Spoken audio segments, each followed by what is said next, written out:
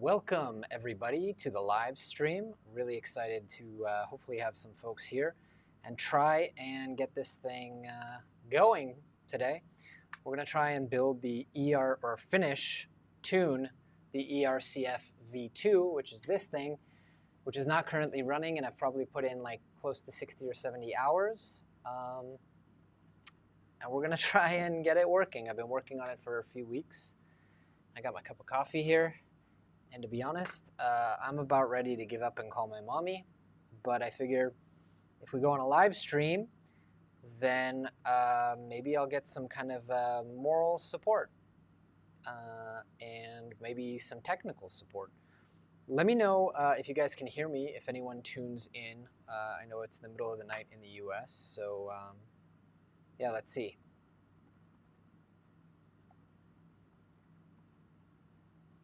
I'm just going to post this around in some places.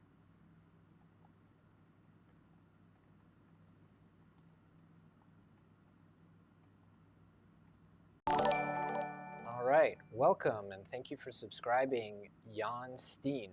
Before we get going, I do want to thank our ongoing sponsor, which is PCBWay, who is your one-stop shop for all the things, whether it is PCBs or machined aluminum or CNC titanium or 3D printed metal or PCBs. PCBWay made this. So thank you to PCBWay. Make sure to check them out. They recently extended their anniversary sale, their 10th year anniversary sale, where you can get a bunch of free stuff, I think till the end of August. So happy anniversary, PCBWay. And thank you for all that you do, because every time I get into trouble in a project, it's usually PCBWay that saves my butt. But this project, they can't save me because this is software.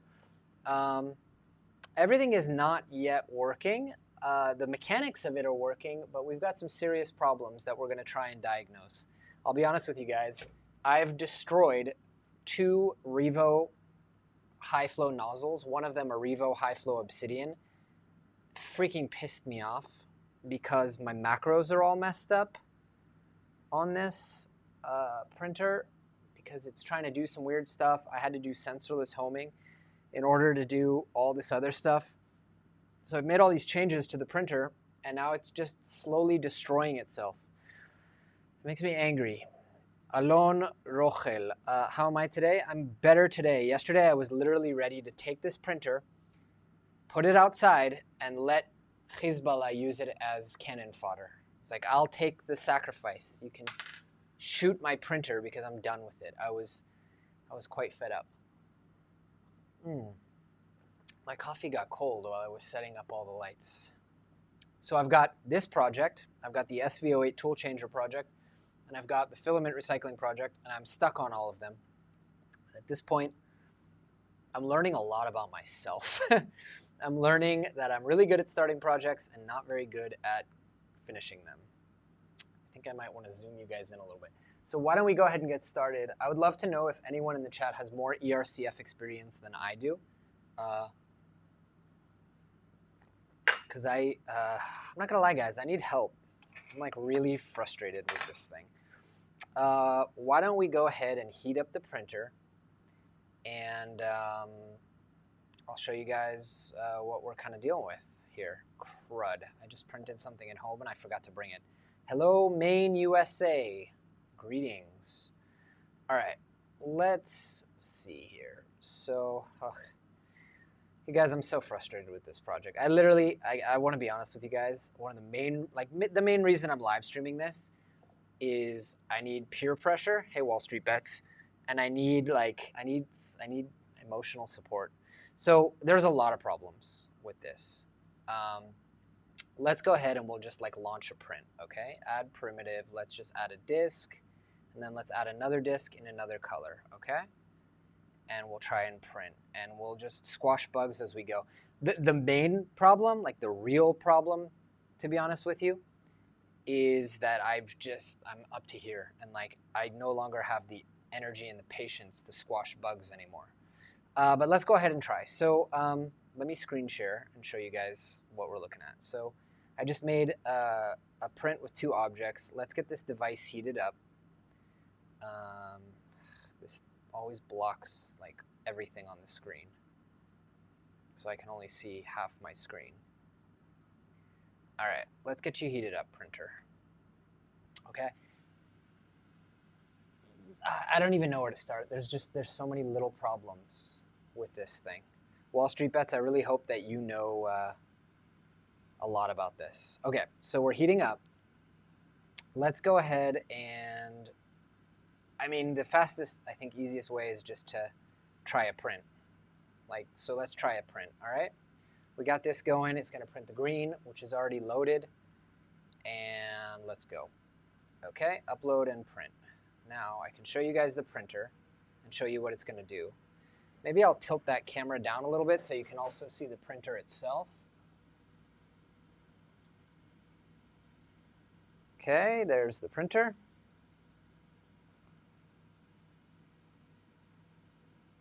Oh, but that's going to sag a little bit. I am using a Revo High Flow right now. I've already damaged a few of the nozzles that they sent me, which was a real bummer, like super bummer. But yeah, it heats up fast. It's a 60-watt heater. All right, so now we're printing, right? Now let's see what's going to happen. Maybe I'll send this also to Ivan.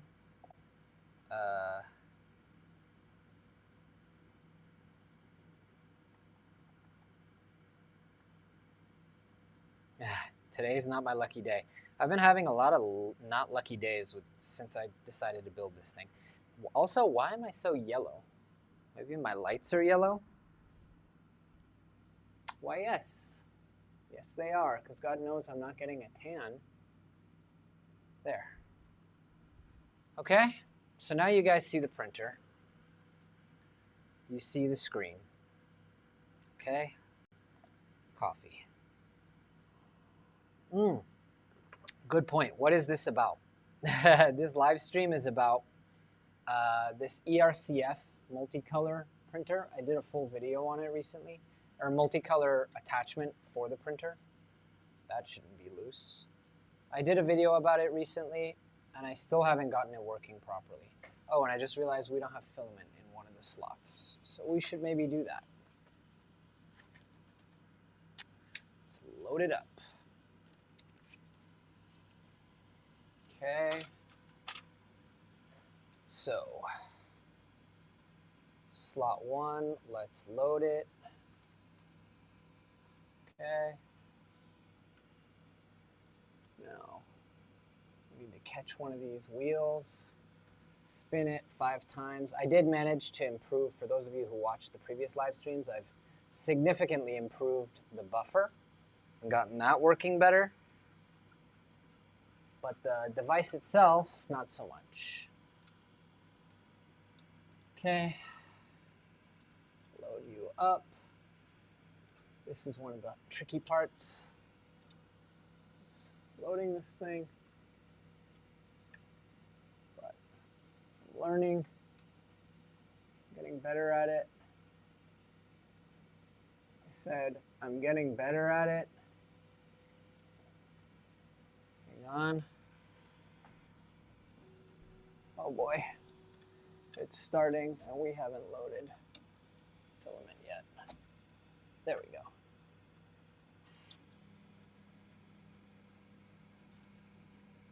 Okay. Filament loaded. All right. I am not using the MG90S. I ripped it out and installed a new one. You can see now it's going to unload the filament. I put the Savox servo in. And yes, it is the V2. Okay, so now it's unloading the filament, or it's trying to. Hey, it's actually unloading, as you guys can see. Yes. And yeah, I'm using a Savox servo. Okay, great. It's loading the green filament. It has unloaded the green filament. It actually did that. It's going to be so funny if everything just works because you guys are here. I mean, it'll be great. I don't mind. I don't mind looking like a whiny loser. But I have put in the hours on this thing, you guys. And like I said, I've destroyed many a nozzle. Oi! See that?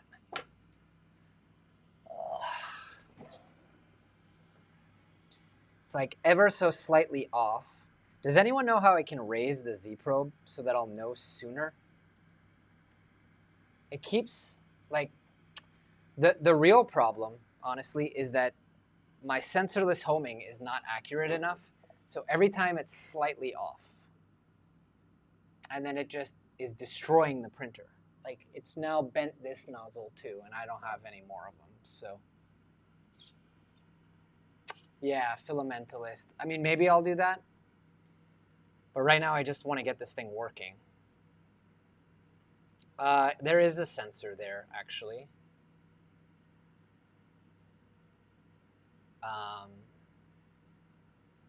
It's just missing it. You're saying an end stop so that I don't have to use sensorless homing? Let's try to print this again.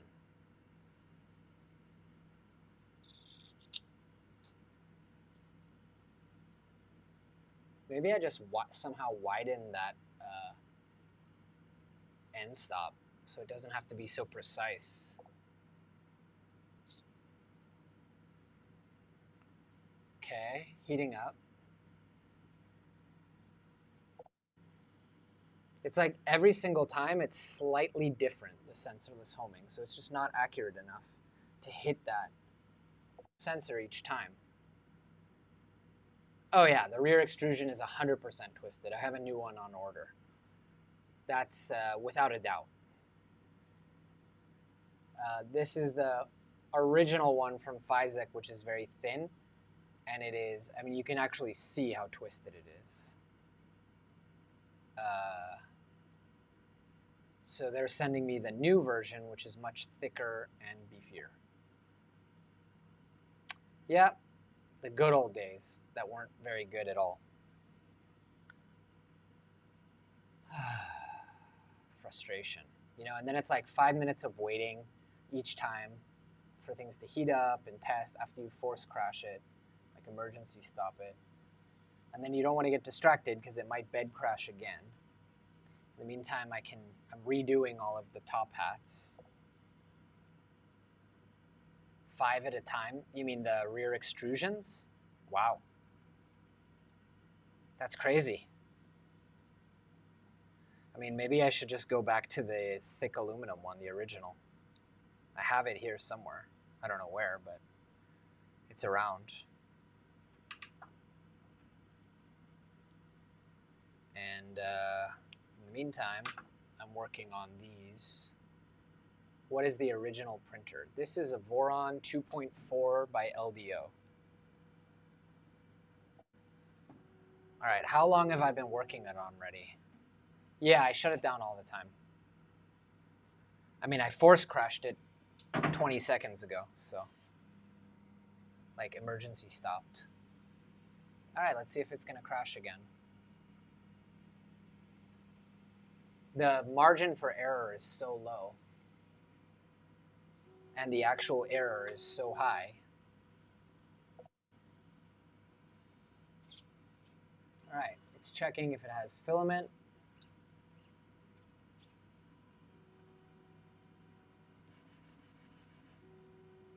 Okay. Leveling the bed. We're doing a quad gantry level first. I'm just rebuilding these top hats while we wait. Okay, that time it found it correctly.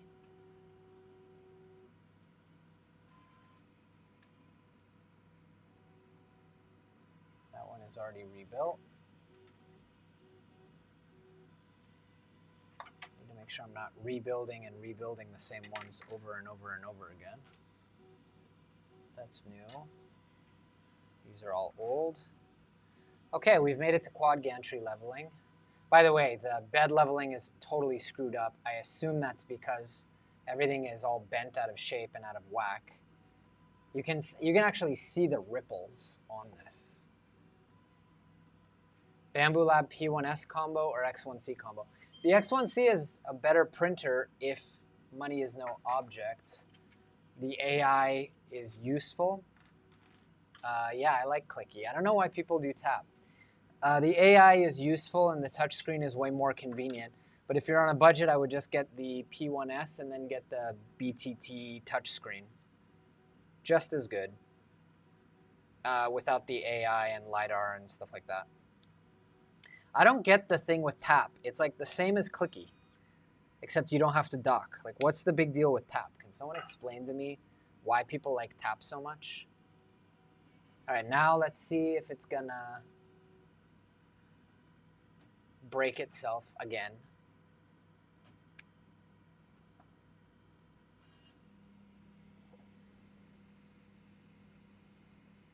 No, it didn't. Okay, so now what problem it's gonna cause? Isn't tap the same as clicky? It just taps the probe. Like, it's also using a micro switch, is it not? And also, you have to lug around, here it's loading, you have to lug around all the tap equipment the entire time.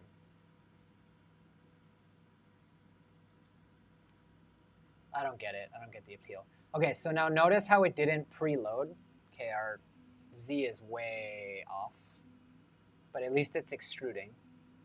Let's go down, down, down, down, down, down, down, down.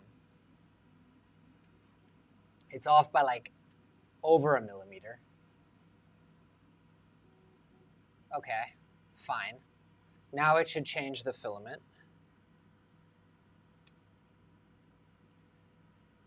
I don't like how it doesn't pre-extrude when it loads up, but I'm sure that's a setting somewhere. Okay, can you guys see? It's now extruding a little bit of filament in the corner. Yes, TPU has to be stored in dry box. This one looks pretty good, but let's rebuild it anyway. Okay, and it's just paused itself. Why is it just paused itself?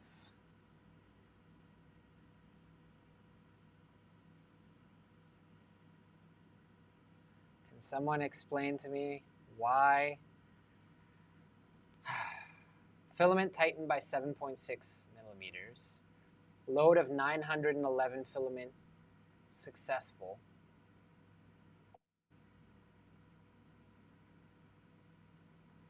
I don't understand. Why did it just pause?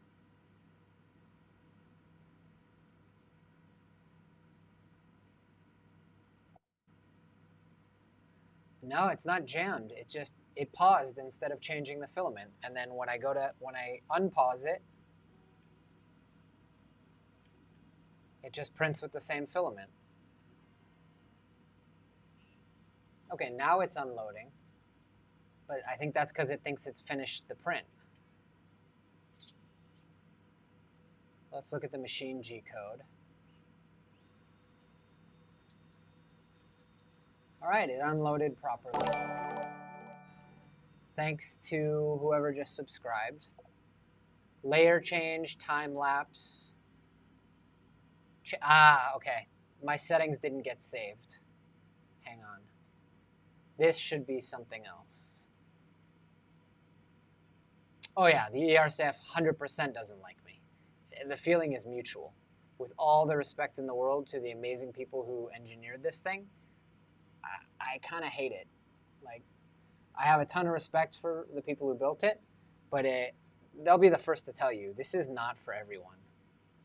All right, let's upload and print and try again. I saved that yesterday. I know I did. It got lost. So it wasn't trying to change the extruder. Fine. Okay, it's been saved. And now we're printing. Again. And it just, like, my whole day was this yesterday. The entire day was just loading and unloading filament. It jams, it doesn't print, it crashes into the bed, it destroys a $50 nozzle. And that was my day. It was not great, which is why you guys are here, to provide moral support.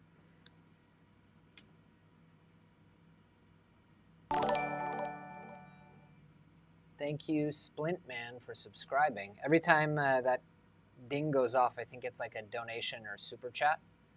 I get really excited. I mean, I'm excited for subscribers too, but it's the same sound. I should change the sound.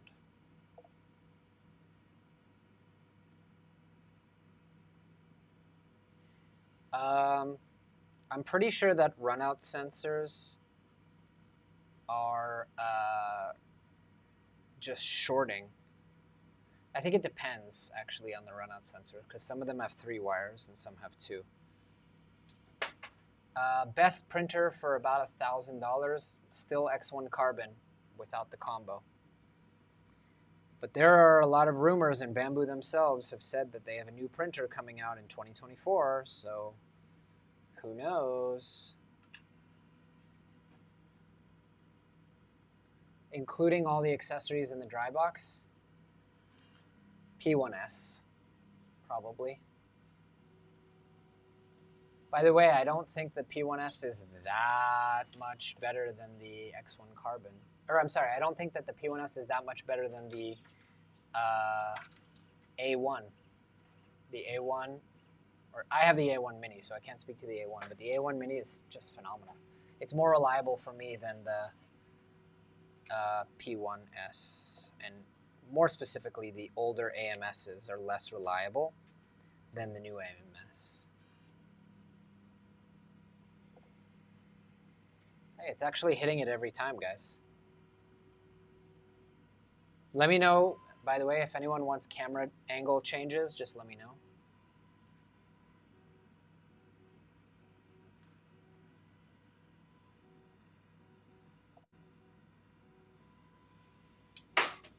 There is a trash can over there, by the way, that I'm not just throwing stuff on the ground. There's a trash can somewhere in the corner of the room. All right, it's now doing bed leveling, which means the gantry was, yeah, your friend's P1S has been a nightmare. My P1S has been more reliable than my second X1 Carbon, but nothing compares, honestly, to the A1. It's just so good. Like the A1 Mini. It's just so much less complicated when you have all 4 filaments already loaded right near the head. And also, most people don't realize the A1 or the AMS Lite has passive filament buffering. It's just a spring, so it's so much less complicated.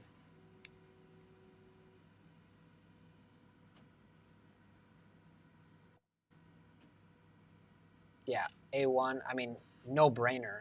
A1 and A1 Mini without AMS are awesome. Hey, that's twice that it's now done it perfectly. All right, you guys ready to see some multicolor prints? Why are you worried about fumes? What are you printing?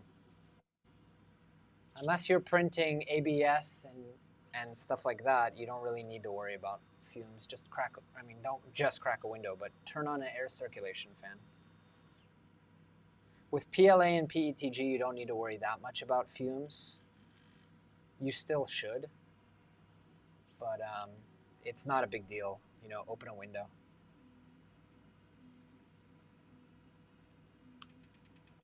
Filament's jammed, but I think that's because we're too close to the bed.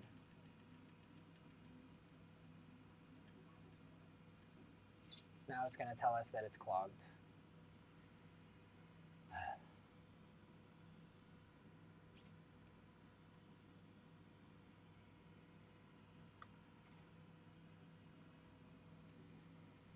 Okay, we have green filament coming out. Now it's going to swap filament. If you're having issues printing ASA with any decent speed, why? What's happening when you try and print it? ASA should flow really nicely. Tell us your setup. All right, I think we may be about to witness our first ever successful filament change. Of course, now that I've said that, it's probably not going to happen.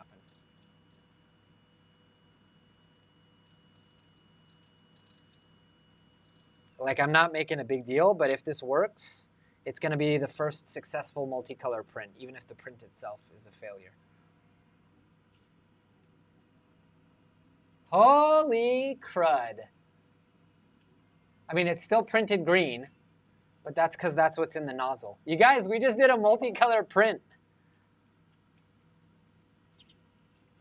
A little bit of black came out. You guys, we just did it. Okay, so now we need to tune the tip forming. Okay, so that's the other problem. Hear that? I don't know why it does that, but it does that a lot. It's almost like the motor's getting stuck on something. And I don't know why. It is giving me a ton of resistance here. So I feel like this gear wheel has gotten stuck on something. And also, look at the tip. That's terrible. It's like long. I don't know if you guys can see it. It's like this long. So I think we need to deal with filament cutting and tip cutting, and I don't know how, so we need to figure that out. Hey, Jacques, what's up? But we did just do our first multicolor print, technically. Now we need to do tip forming, which is apparently a nightmare. I don't know if this is a 14 or 17. It's a small motor. But I still think that it's, I mean, I have a replacement that I could try, but I think it's rubbing against something. I really do. This is, it's an open source MMU, I guess I would call it. I want to look at this part and see, because I think this gear wheel just isn't sitting straight. I've tried to adjust it 100 times. But I'm at the point where I'm ready to just start hacking pieces off of this thing and seeing what works. So that's what we're going to do. Put a spacer in. Hey, that's not a bad idea. Let's pop this thing off and get a look under it. Although actually I'm seeing there's screws from every direction. I don't know if it's going to be that easy to get it off. But a spacer is a really good idea.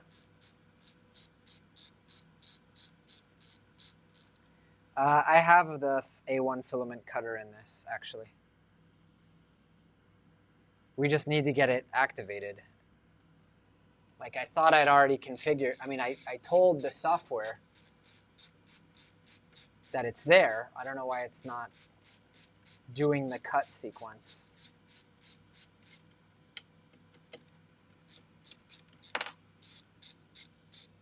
Oi.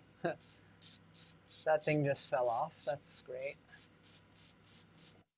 Also, the LEDs are completely a mess.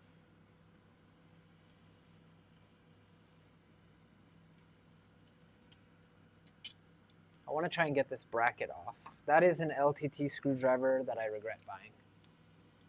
It cost $96 by the time it got here. It's not worth that.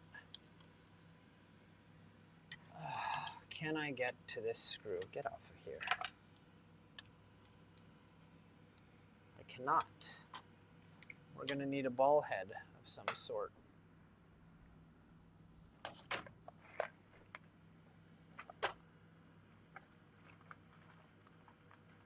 Very weak part strength, printed on a K1C running default or Orca profile, 60 chamber 10, 255 on Hotend, calibrated E-steps, no issues. 255 isn't that hot for ASA. You can go up to 260 or even 265, and that might help. What kind of ASA is it? Is it good stuff, or is it like junkola? Because I have, I've tried one brand recently that was terrible. I printed these wheels out of it, and there, as you can see, the layer adhesion is god-awful on them. Elegoo ASA, yeah, that might have something to do with it. eSun, oh, eSun should be good. Yeah, it's kind of too heavy to rest on the acrylic panel. I mean, acrylic's very strong, but I might support it in the middle. I have extrusion, and I might put like a cross beam, which would also give me somewhere to mount the camera that's a little bit more advantageous. eSun ASA is supposed to be good. I think your heat is probably not high enough.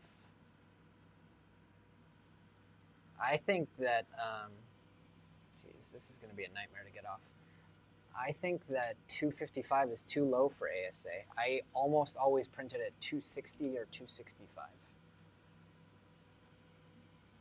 Is this actually rubbing, or am I just thinking that it's rubbing?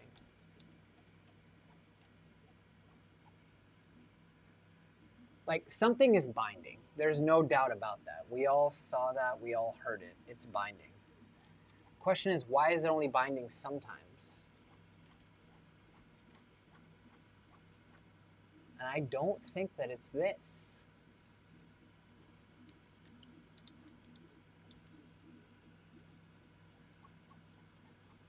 We could crank, I mean, what worked last time is cranking down the speed and cranking up the motor current. What filament brand is better, Sunlu or eSun? I'm not going to comment on that because one of them is a sponsor. But I will say that my favorite filament brand is Polymaker. I've never gone wrong with Polymaker. Polymaker makes most of the filament that I use. And they're a company founded by material scientists. And they do not pay me any money to say that. They send me free filament. But I genuinely believe that Polymaker is like the best in the game. Maybe it's binging when there's a load applied to the shaft bar thing by the selector. That's entirely possible, Jack.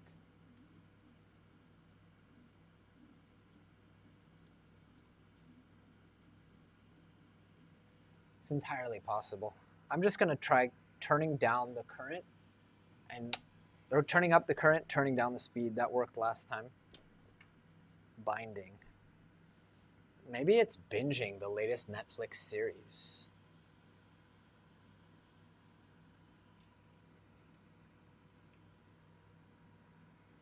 Also, I don't know why it did this, Jacques, but the 6 shekels that's supposed to be there is not supposed to say Vash Baldius. It's supposed to say Jack's Macintosh. But for some reason, the widget got screwed up. So I'm sorry you're not getting credit for your donation on the last live stream.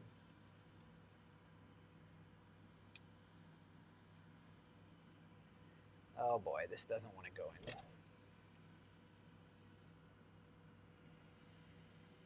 Also, I put in the other one without putting in the latch. By the way, if anyone wants, there are VODs of the 16-hour process of building this monster. And you can watch them. I just received my new 1S. I assume that's a P1S.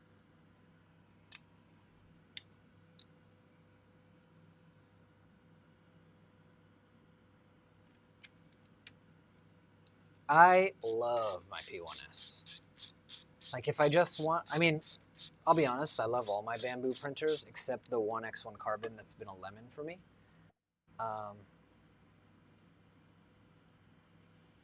Like even if I don't work with Bamboo anymore and don't have an affiliate account, I still think they make the best printers out right now. No doubt about it. And by the way, people like accuse you of fanboying and say like we're all shills, and then they buy a Bamboo Lab printer and they're like, oh my God, I can't believe it. Everything is true. It's like, yeah. There's a reason all the YouTubers were recommending them even before Bamboo had an affiliate program. And we were literally recommending them at the expense of earning affiliate commissions on other printers that did. Like, they're that good most of the time. Is the Lemon X1 just a one-off? Yeah, it's weird. I don't know what happened.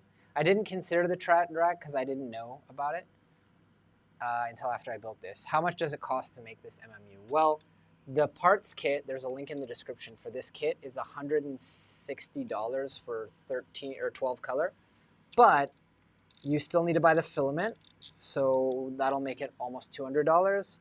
And you're probably going to need to change the servo, which is another $35. So I'd say like $225 to $230 to get it all said and done. Why are you not going in? I built a V1 of these and it was a major pain. I had to swap the large drive gear. Okay, that's a good data point. Thank you. Maybe I'll do that. I'm trying to avoid it, honestly. In about 10 seconds, I'm just going to drill a hole in this bracket so I can actually get to... you know what I can do? Dummy. I can just take this leg off and get it in there. Yeah, that's one of the things, like, I won't name names, but I was talking to some members of the ERCF team, and they were like, yeah, it's always a battle because the manufacturers, you know, who make these kits, which are approved by the ERCF team and certified, they want to bring costs down for the consumer, and also, you know, they want to be competitive. So they want to put, you know, the parts that are technically up to spec but are the most affordable, like the MG90S servo and a smaller motor. And it is in spec. Again, I'm not going to say, like, I spoke to someone about this in confidence, but it is in spec, right? And it is making these way more affordable for consumers. But it's also going to be much more of a headache to actually get everything working perfectly. And that's the problem. The Lemon X1, I think, is a one-off. Yeah, I've just had a series of issues. I will say Bamboo was amazing, even though, again, I don't have a relationship with them currently. They were awesome. They replaced all the parts under warranty. I swapped them, and it's been working perfectly ever since. But it took a while to get there. Like, we had to swap a few things a few times, and it just was a pain. Yeah, it costs you your sanity more than anything. You're building a honeycomb storage. That's cool. If I were starting again today, I might do multi-board, just because I think it's more well thought out. I like the look of the honeycombs, which is why I'm not going to redo everything. I'm also too committed. But if I were just starting out, I might consider the honeycomb storage. Shout out to Jonathan at Maker Tales, who invented that, developed it. All right, let's turn down the current and turn up, or you know what I mean, turn up the current and turn down the... So I've become kind of an expert at tweaking and playing with this. So MMU gear is currently at 0.75. I think we can go up to 9 on a NEMA 14. We can ask ChatGPT. What's the safest upper limit for a NEMA 14 motor on my ERCF V2? Yeah, the D-cut rod not being straight. Yep. ChatGPT says I can go up to 2, but 1 should be enough. So let's try 1. Okay, that's stepper MMU gear. And then, well, why don't we try that?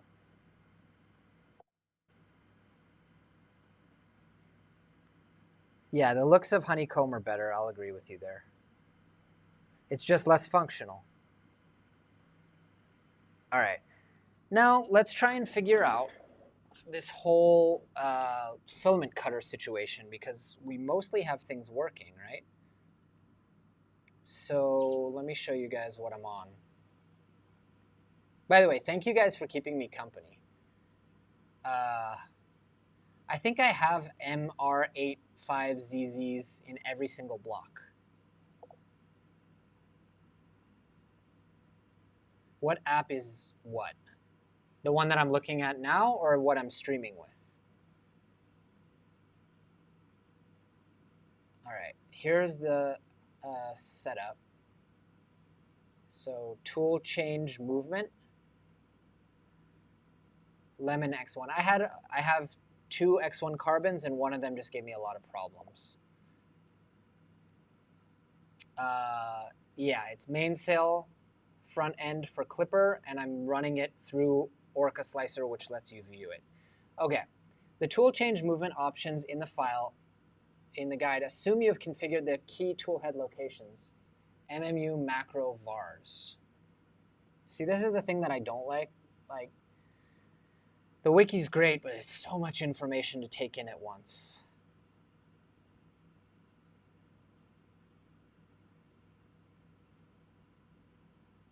Okay. So we need to configure the variables for the tip cutting. So let's start by doing that. Okay. I think I'm just going to open Python here. Python is the name of this printer. It's running, it's just not running right. Okay, let's figure out where the tip cutting is. Okay, guys? So do you want to see the printer? Nah, I think it's better if I just show you guys the software. It's better than no documentation, I agree. Okay, let's home everything. Fingers crossed we haven't crashed the nozzle yet. Tfu tfu tfu, we say, in like the Israeli culture. Is like spitting to ward off the evil spirits. Okay, we're homed. Now we need to figure out where the, you know what, that's not going to be very interesting for you guys. Now we need to figure out where the cutter is. It's well-written documentation. It's just so much. And it's not like a step-by-step 1, 2, 3. It's like, you know, it's a wiki. You need to get a 3D printer, man. Get an A1. If you want a beginner-friendly but advanced capable, get an A1 combo. I don't earn anything by telling you that. Okay, now let's go on X. We're going to go over to the left. Okay.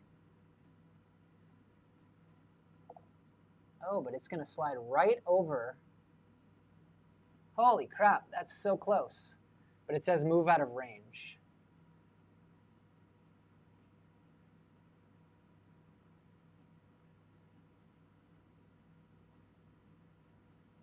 I'm almost at 350. I'm at 350. And it's not hitting. It's not hitting the cutter. What do we do? Is there a way to extend the cutter?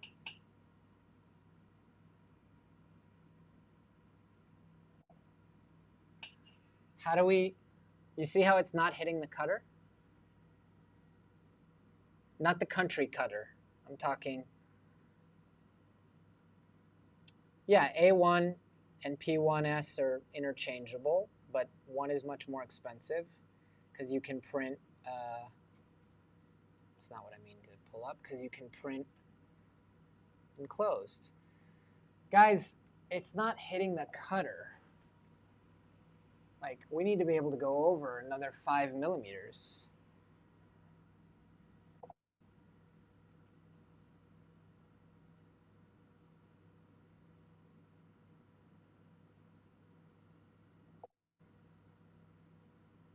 Can I change the max X position?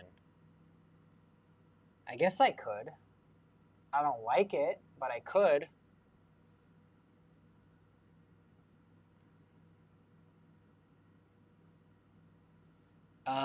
Let's look in the Discord.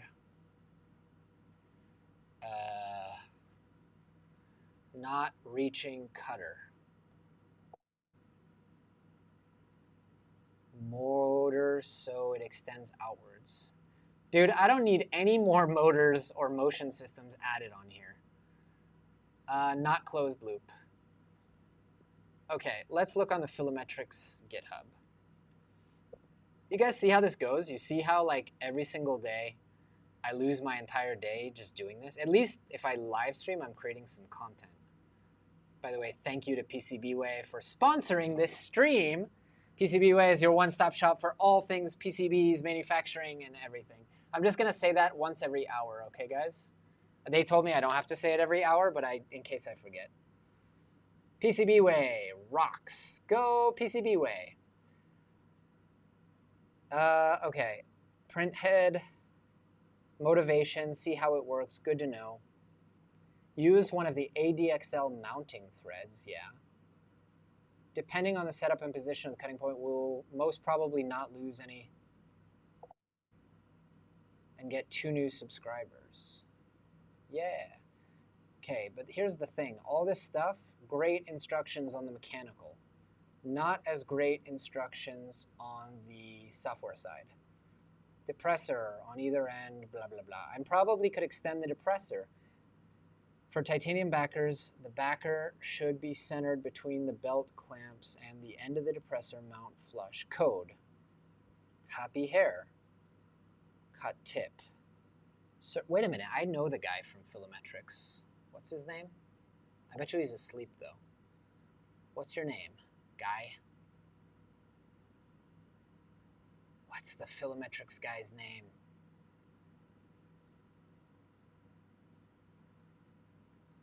PCBWay is the way. Hashtag not sponsored. Depression. Yeah, that's That's what I'm feeling with this project. Siri says, I'm not sure I understand. I don't understand anything either, honey. Okay. Backer should be centered between the belt clamps, and the end of the depressor mount should be flush with the backer. What belt clamps? Bruh.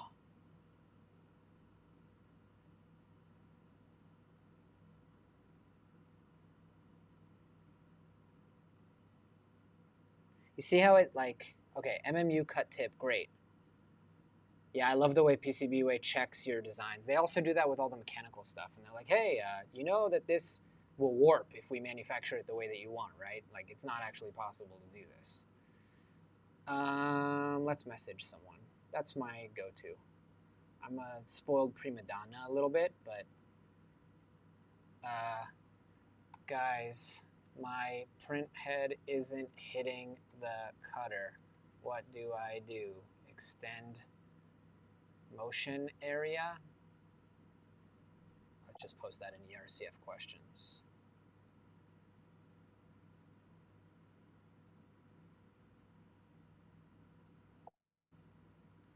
Why? Okay, but the assembly is kind of money.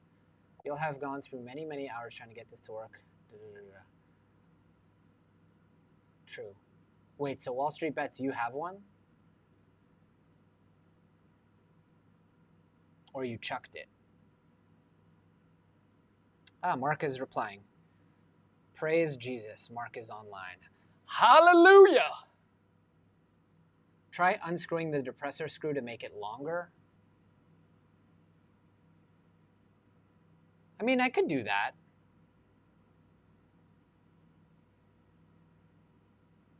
Occam's razor type deal, I see. Anycubic fibers, yeah. I'm gonna be honest, guys. And by the way, the ERCF team doesn't take offense because I already told them this and they agreed with me. Hold on, my wifey's calling. Hi, wifey, you're on live stream. You're on now. Okay. You're on live stream. Say hi to everybody. Hey, everyone. I actually wanted to ask you something about YouTube. Okay. Marketing efforts, so I guess I'll just send it via Call me. I'll call you back, or is it, how urgent is it? Not urgent. Okay, sweetie. Then I'll talk to you soon. Okay. All right, love you. Have fun. Bye. Bye. Love you too. I got the best wife, guys. The V2 isn't as bad as the V1. Yeah. I mean, dying by hanging is not as bad as dying by fire either. Now, here's what I don't understand. If I loosen this screw, it's going to wiggle woggle. You know what I mean? I was not a fan of the Happy Hair software. That's interesting. You're the first person I've heard that didn't like it. Everyone has told me that it makes life so much better. So I don't understand, though. It's going to be loosey-goosey if I do that. I guess what I need to do... Oh, it's actually not loosey-goosey. Oh, because I put heat set inserts. Duh. I'm an idiot. It falls off. It won't fall off because there's heat set inserts. That's what I was forgetting. All right, let's jimmy jam. Ready? Boom! I think we need to loosen it a little bit more, though, because it's not cutting all the way. It could still go a whole bunch more. What is the Happy Hair system? Happy Hair, and it is an LTT screwdriver. Don't buy one. They're not worth it. Sorry. Sorry, Linus. I don't think it's worth it. $96 I spent to get that all the way here. It's just, I don't know. It's not worth it. Like 9 times out of 10, I end up just using my dedicated screwdrivers. In fact, I was thinking about releasing my own screwdrivers that are just dedicated hex drivers. Because let's be honest, working on 3D printers, when was the last time you used anything but a hex driver? Be honest with yourself. The answer is almost never. So I was going to release my own, but then I just got lazy and said it's not worth all the logistics. What camera are you guys on? Do you guys want to see this one? Linus is going to unsubscribe. I mean, to be fair, if you're an LTT viewer, you're probably building PCs and stuff, and then it makes much more sense. But on 3D printers, get all the Wera drivers. Expensive. Aren't they super expensive? And also, I don't want L-shaped ones.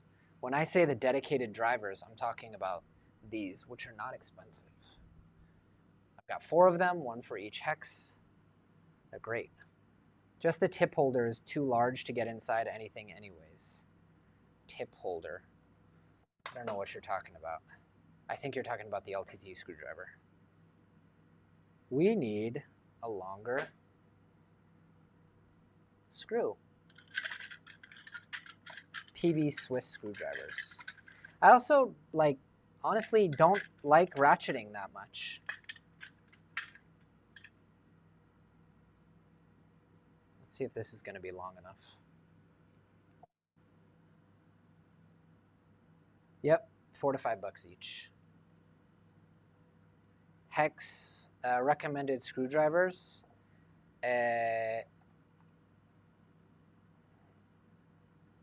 Kit.co/jlevy. I think I have links for all that stuff.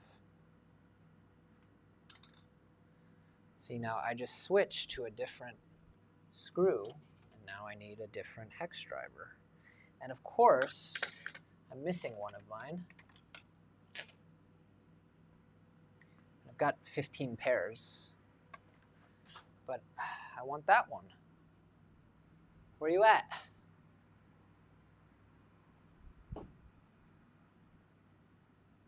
Let's take this one. It's not the same, but it'll do.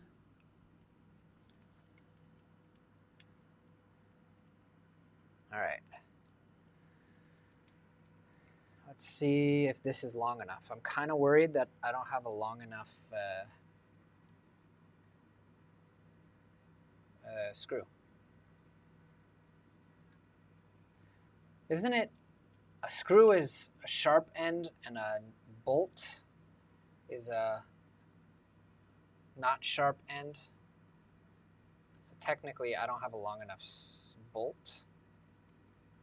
If we want to split hairs.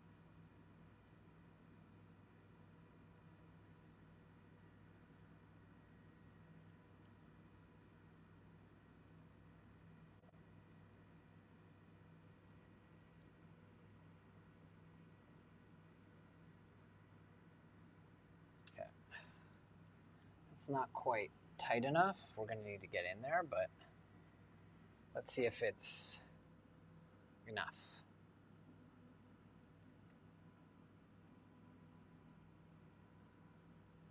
Not even close. We're going in the wrong direction. I mean, it's going to be really, really protruding. I feel like, I don't know, guys. I feel like this is not the answer, but if Mark says it's the answer, it's the answer.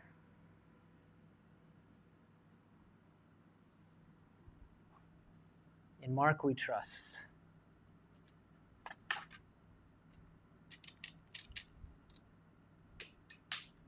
That's my policy.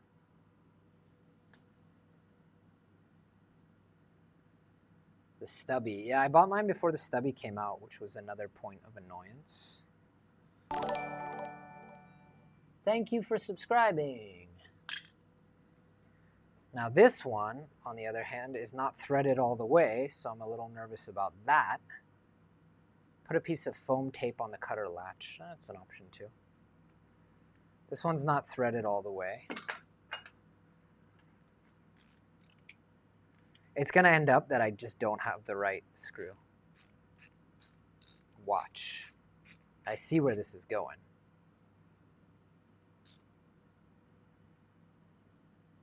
Yeah, this one's not going to work. Probably going to just rip out the heat set insert. Unless, miraculously, oh, look what I found. Is it longer than the one that I had? Marginally. I've now tried like 4 different ones. Do we have an even longer one? Ideally with a rounded end.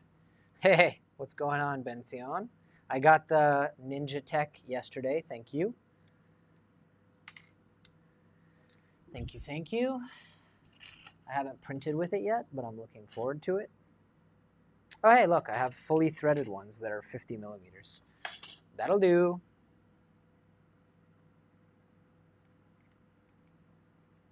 Benzion, what do you do when you... Love you too, man. Oh, that's nice. Nice guy. What do you do when you need like a very specific, like M3 by 50 screw? How do you find that in Israel? Or do you just do what I do, order it on AliExpress and wait like 2 weeks? There's got to be a better way. There is a place in South Tel Aviv where you can go buy them, but you're going to spend like $2 for 1 screw or something, maybe more even. It's like murder.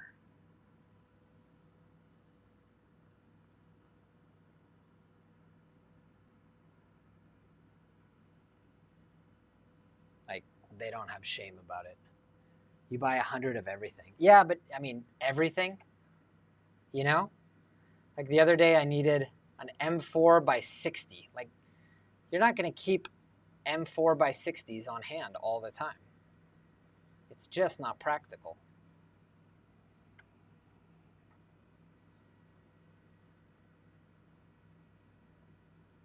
Okay, go in there. Now this is going to be too long. I'm worried that the panel isn't going to fit on.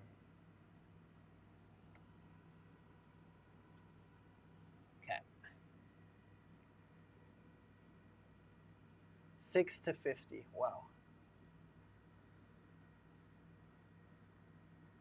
I will give credit to AliExpress. They've gotten so good though with like ship times. Like I can order stuff. Sometimes it's here in like 8 days.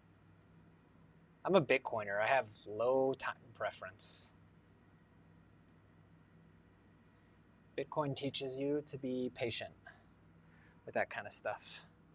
Low time preference. Okay, it'll take 10 years. Cool. Cool, cool. I just buy the packs on Amazon so you'll have them for later, yeah. So, okay, now we're tightening up the bolt on the back so that this will be tight and stable, sturdy.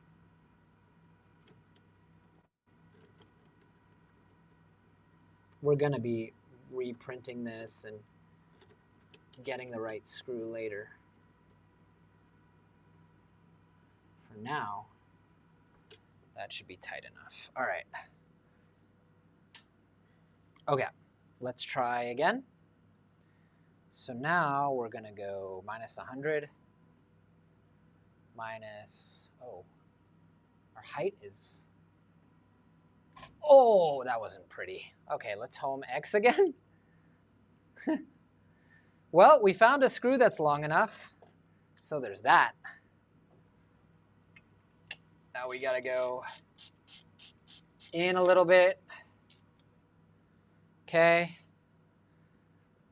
Do you think I should try to add Clipper to my Anycubic Viper or save up and buy a new printer? I don't actually know anything about the Anycubic Viper, so I can't answer that for you.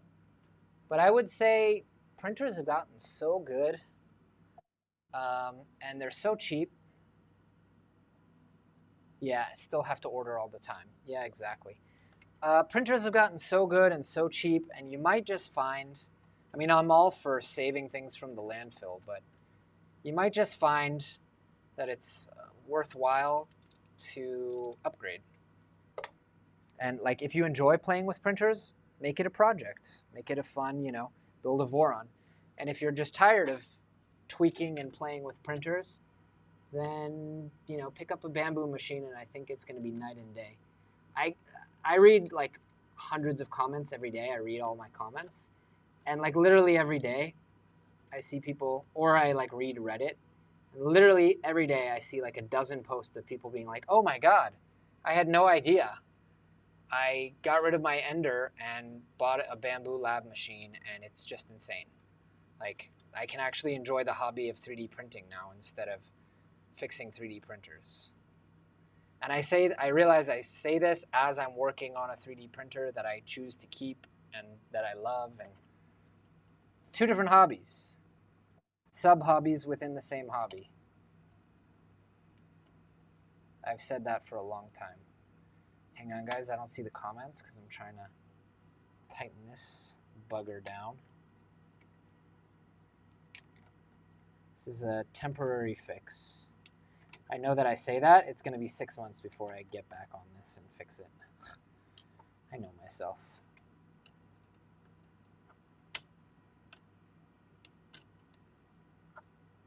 By the way, if I fix it. Whoa, no. I did that 2 days ago. Lunch all over my lap. Bald spot. I don't have a bald spot. Are you kidding me? Oh shit, do I have a bald spot? No. Am I discovering on live stream right now that I have a bald spot? I think that's just my hair. No, I think you're right. I'm getting a bit of a bald spot. Maybe. Hold on, we're changing topic on the stream. I think it's just how my hair is parting, though. Vote in the chat. Is that a bald spot, or is that just... I mean, if I were going to go bald, it would have happened like 10 years ago. All right, everyone in the chat, is it a bald spot? Finasteride, quick. All right, we'll be having a talk with the wifey about that. I mean, all the men in my mom's side of the family all lost their hair, all. So, like, the fact that I get to keep my hair this long is kind of a miracle. But they also say if you have your hair by the time you're 27, you have like a 90% chance of keeping it forever. Temperature too cold. What does that mean, temperature too cold? All right, let's try again. I keep getting distracted. So minus 100. Let's pull this out. I need to replace the arm with a better one. Minus 100. Minus 100. Oh, we're way off. Why are we off? Y is at 350. Should we try to home Y? Okay, so Y needs to go to 10. No, 350.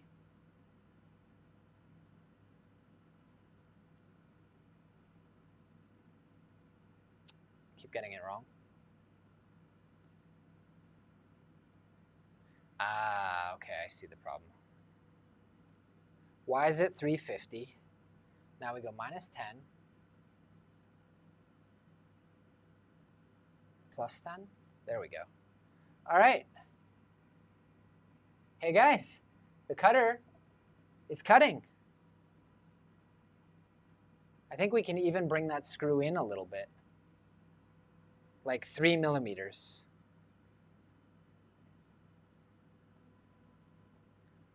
Okay, Sorn says not a bald spot.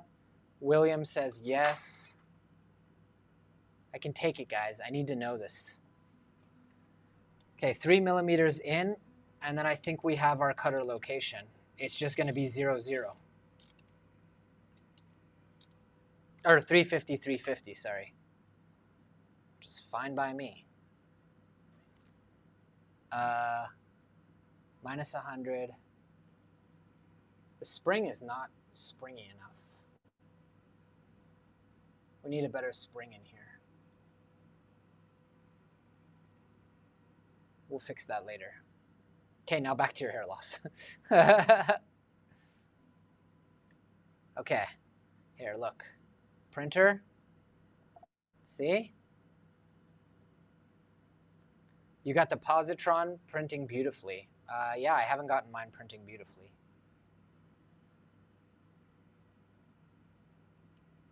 Oh, that's a skip. All right, we need to bring the thing in more. The screw in more. Which means the cover's not going to go on because this screw is too long.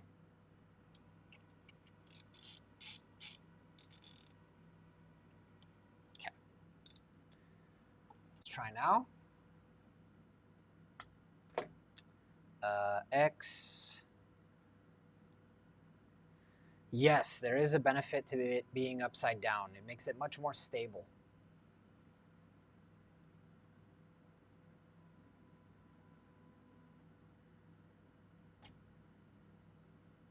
Nozzle temperature too cold while doing an alarm. It's possible that you don't have enough heat. Try upping your temperature. You can print PLA at 220, but it's possible you don't have enough heat for the flow, or your thermistor is going, or your heater cartridge is going. All right, so it's 350, and then 350, and now we need to go in even more. I'm really starting to think I need a much shorter screw.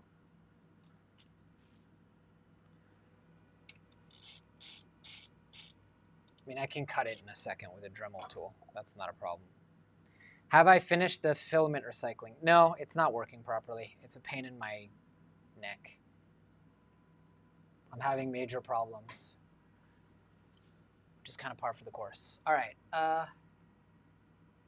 think that's all the way. Yeah, that's perfect. Okay, so our cutter position is 350 on Y, and X is 0.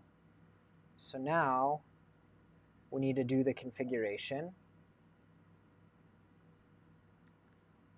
Let's see, code, cutter. So G-code macro, tool change movement options guide assumes MMU macro vars. So we go to MMU base, MMU macro vars.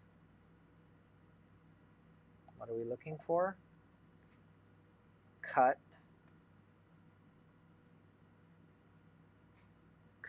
tip. Cut tip. G-code, leave empty.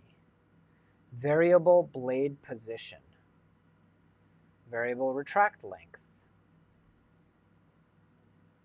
I don't know.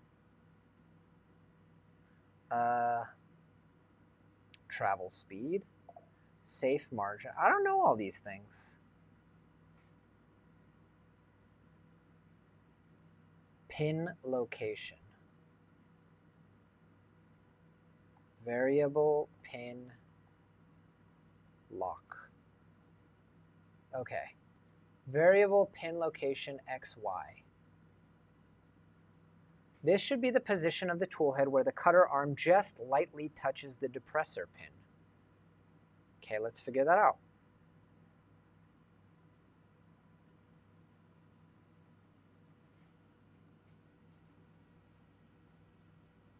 That's going to be 11. If we get it to spring out correctly. So 350 and 11 is what we want. 350 and 11. This is the distance added to pin location X to determine the starting position and to create a small safety distance that aids in generating momentum. Okay, 5. Position of the tool head when the cutter is fully compressed. Should leave a small headroom to avoid banging the tool head. Okay, cool, 0.5 millimeter. So that means we need to bring it out 0.5 millimeter. So let's do that.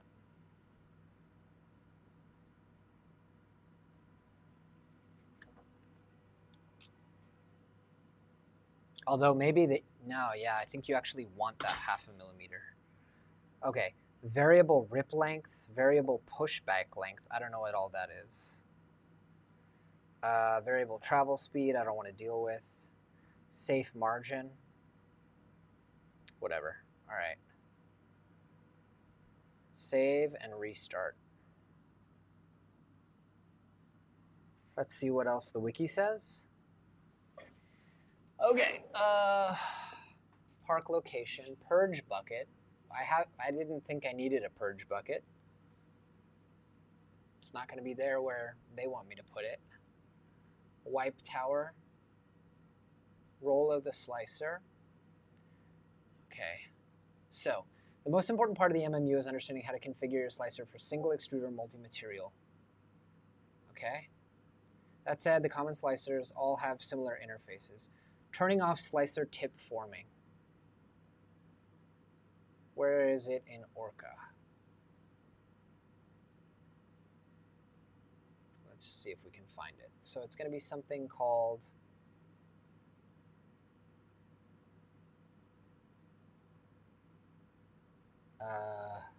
single extruder setup, extra loading distance 0, 0, 0. Let's have a look.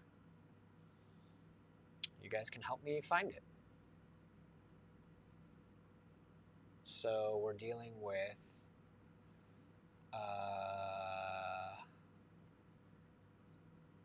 multi-material, single extruder multi-material, cooling tube 0, cooling tube length 0, filament parking position 0, extra loading distance. Is that what I need?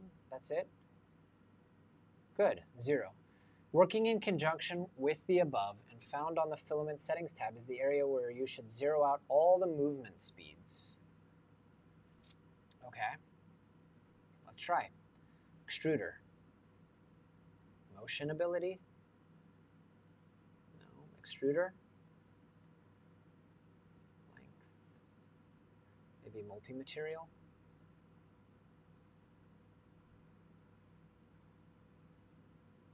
Tool change parameters with single extruder printers.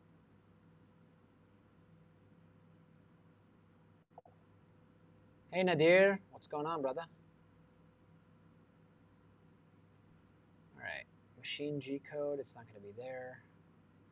It's either going to be under this.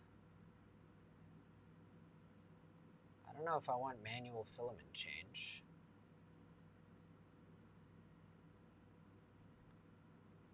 Loading distance, traction when switching material. I guess it doesn't have it. Let's save our profile. All right, the next setting must be configured for each of your extruders. Retraction when the tool is disabled. Okay, great. Wipe tower enabled.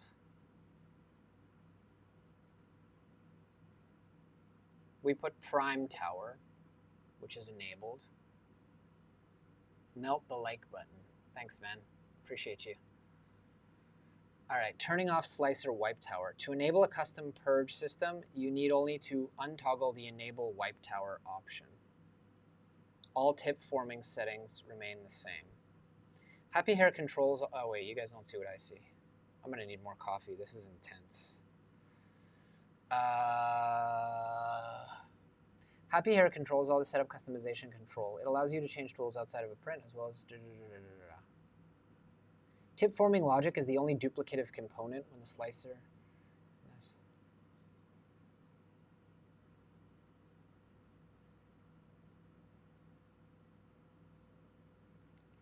Okay. Finally, firstly, although the default way to form tips is through calculated filament movement, there's an easier way. Just cut it off. There are supported ways to do this at the MMU through piggybacking. The more typical way is with a filament cutter at the tool head, a blade. Yeah, we have that. To set this up, you need to edit 3 modular configs. MMU parameters.cfg. Okay, I'm there. Talk to me. Is this entertaining to watch me read a wiki? Is it educational? Is anyone out there? Hit the like button if this is valuable to you guys. Set this up, you need to edit 3 modular configuration files. Okay, MMU cut tip, an MMU sequence. Okay, option 1, cutting the tip and parking at the cutter while making the tool change. Pro, minimizes movement. Con, possibility of oozing in an undesirable part of the build plate. I'm not scared of a little oozing. Pause at cutter. Force, form, tip, standalone, 1.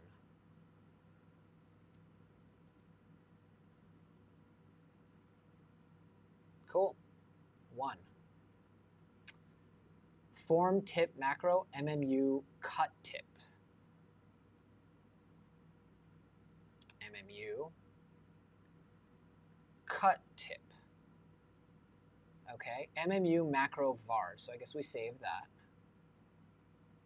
Just save, not restart. Now we go to MMU, macro, vars. I mean, it really does cover everything in the wiki. I'll give them that. It's just a lot to go through. That makes me feel alone. So that's awesome. That's why you guys are here, because I just don't have it in me anymore to go this alone. It's just too much. Okay, G-code macro, MMU sequence vars. Sequence. I often put on YouTube channels. I don't watch live streams that much, but I'll put on YouTube channels just so I don't feel as alone when I'm working. Enable park false. False. Okay. Variable park after form tip, false. Already false. G-code macro, MMU cut tip.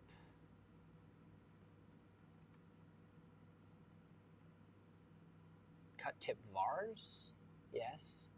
Variable restore position, false. Save.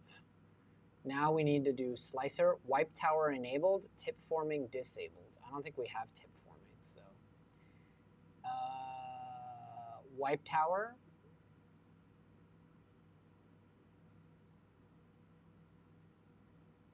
I mean, cool. I guess that's it. Option 2, cutting tip and parking in the designated park area, often over a purge bucket. We can figure that out later.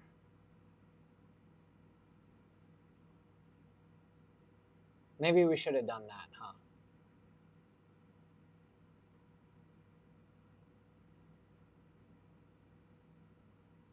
I don't know. We can figure that out later. Ooh, cutting tip and custom purge with no wipe tower.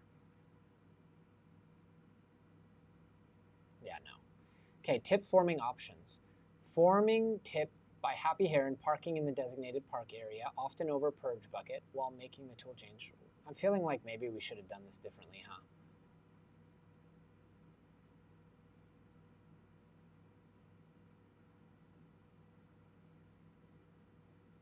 Then again, maybe I put the purge bucket by the cutter and then the job's done.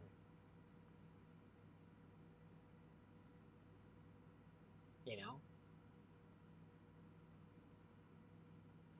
I'm not going to put the purge bucket under the clicky probe.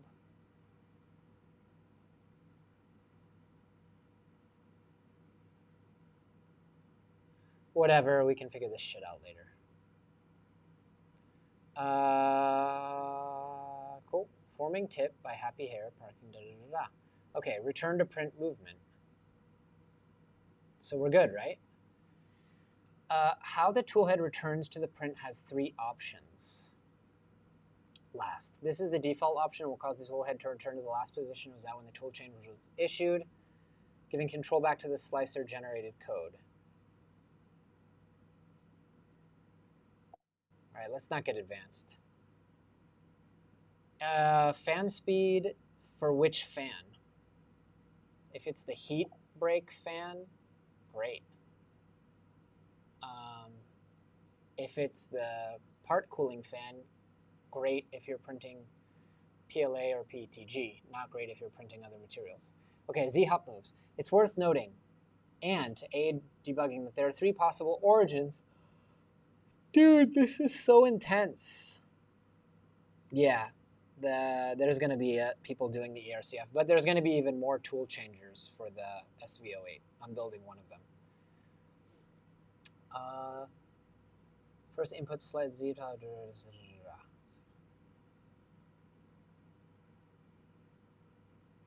Okay, I'm not messing with this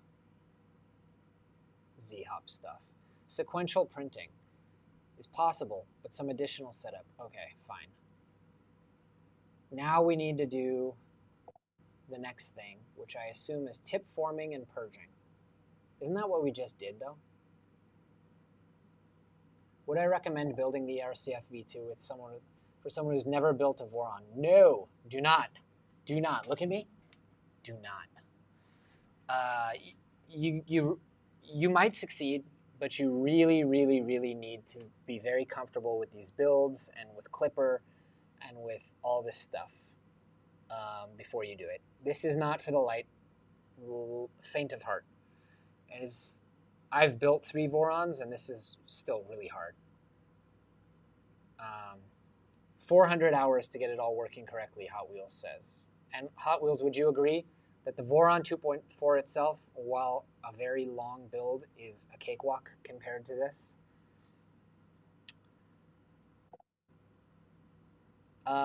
There are 2 parts to an MMU tool change that are critical to get correctly. Tip forming and purging. Tip forming is optional if you go the extra step and configure. Okay, so we've done that. It's advisable to have the ability to create decent tips. No. Just no. I don't want to. Tuning happy hair, MMU form tip. Purge volumes. Manual purging volume definition. Everything here is in Prusa Slicer. Have they not gotten the memo that Prusa Slicer is old news? Here we have, wow, look at that table. You guys got to see this. Look at this. When you have so many colors, look at that. That's the flushing calculation table. It's crazy. Yeah. Matrix purging volume definition, we've done that. Thank you for subscribing. The Voron 2.4 is Lago, compared to the ERCF. It's the software and tuning more than just, yeah, I agree. I totally agree. With the Voron, usually if you buy a good kit like the LDO, they just give you all the configs and you just follow the instructions. With this, it's a lot of going through the wiki and Discord. Okay, purging on the wipe tower. Normally, the purging logic is performed. Let's just see what happens. Yeah, it's Lego. That makes sense. Tuning toolhead ooze reduction. All right, why don't we try to do another? The configuration's the challenging part. The build is fun. It's just, it's a lot, but it's fun. The build is great. It's the tuning, configuring, all that stuff that's hard. Look, but I should be clear. By the way, I did a full video on this that you can check out. I should be clear. I hate tinkering with firmware, and I hate, that's this part of the builds that I don't like. So if you like that stuff, if you're like a Clipper geek and you know Linux and this stuff all makes sense to you and you like going through the Discord and figuring all that out, more power to you, man. You might have much more luck and enjoy it much more. Okay, I just started a print. I'm going to make another cup of coffee real quick. And I'm going to rush back because hopefully the print head isn't going to slam into the build plate and destroy another Voron Revo nozzle. Oh no, are we out of coffee? No. Almost had an emergency, boys and girls.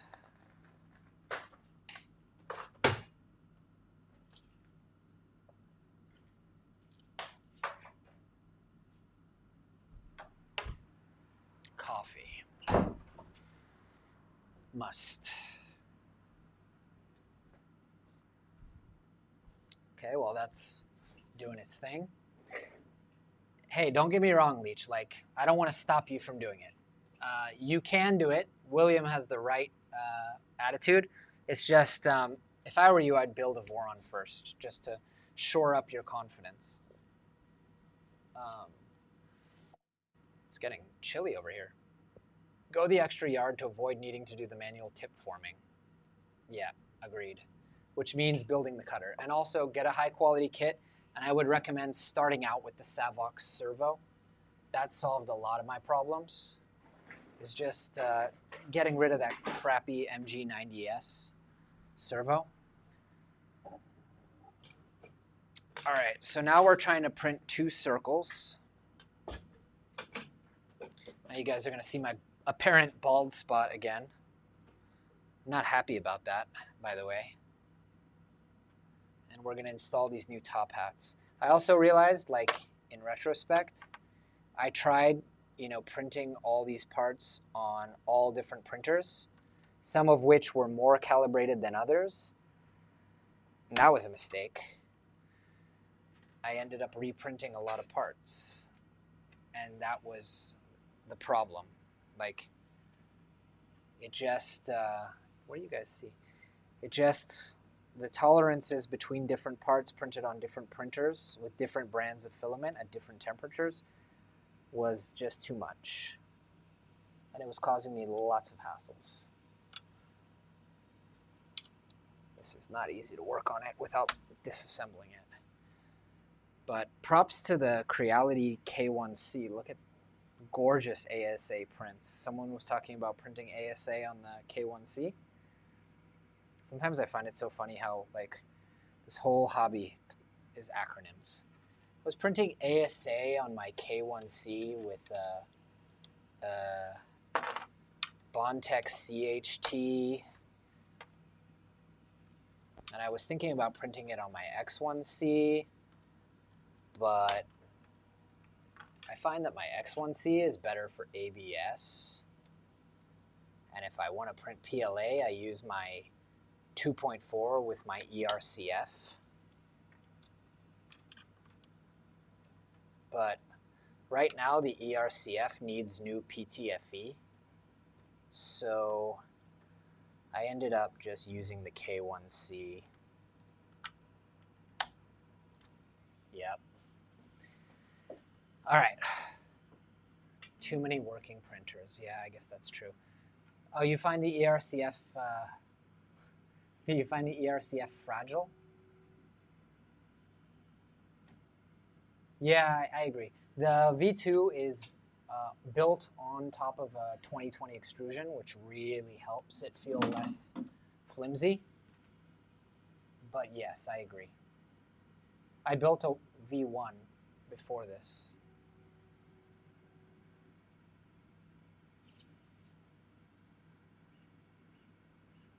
It's just amazing to me how much progress I've made. Like, knock on wood. It's like, at points, it has really felt like I'm just going to give up on this one, like I did the 1.1. But that's not what we want. I knew that light would go out, so I charged another one. Why are you jamming? We're jamming, jamming, and I hope, I'm not going to leave now while it's doing its thing. Issue detected. What? Tap stealth changer next. Eddie, wow, I wasn't able to get that working. I gave up on it. Okay, why? Print will be paused. Empty. It's not empty. So how do we... There. There's a command that you can use. That's also a big part of it, is just learning all this. Like, you have to learn all the commands. It's a whole new language of macros that you have to learn to get this thing to work properly. How long have we been going here? Hour and a half. All right. We're almost ready for another PCB way plug. Good boy. You actually want the tool changer working before you add the ERCF. Wait, whoa, whoa, whoa, whoa. You want to tell me that you have an ERCF that's also a tool changer? No way. I had that idea recently.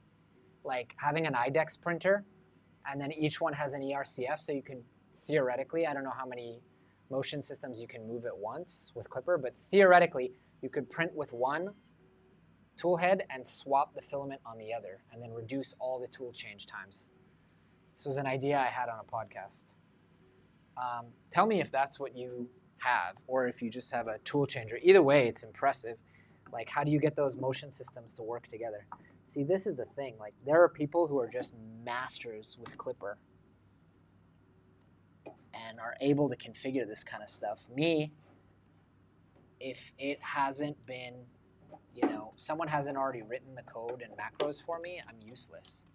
I'm sure I could learn it, but I don't want to. You know? It's not the part of the hobby that I enjoy, and I'm like unabashed about that. I want to get that coffee, but I'm not leaving this printer to destroy more Revo nozzles. RIP Revo High Flow and Revo High Flow Obsidian. During this phase, it just missed the mark by a millimeter. 6 tool heads, one of which is connected to the ERCF. Holy crap. That's insanely cool. So then, first off, how? Don't do what I just did at home, kids. That was stupid of me. How? Like, how did you configure that? I thought it's one or the other. I have so many questions. How? Why? Can we see a video of it? Okay, this is, as usual, way off, but I'm not even going to bother with the bed leveling. It doesn't matter. All right, it's printing in green with some black mixed in. The green is printing. Now it's going to unload. Tip forming performed by slicer, but slicer tip park pause not set.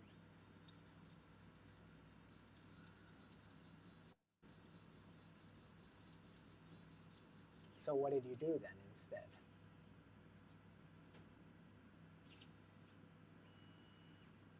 I mean, it's loading. The loading and unloading. Print will be paused. Error loading filament at gate, not enough movement detected. All right, let's cancel and get our coffee. Whomst. A video of this would be interesting. I did one. I actually did one. Okay. What did it say? Tip forming performed by slicer. Let's just ask. Retighten the nut to stop it from moving. Coffee.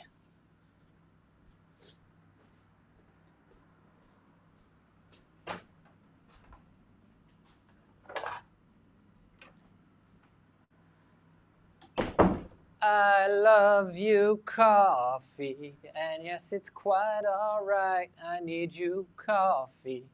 You are my lonely night. Come with me, coffee. Just don't stain my teeth. Oh, tasty coffee.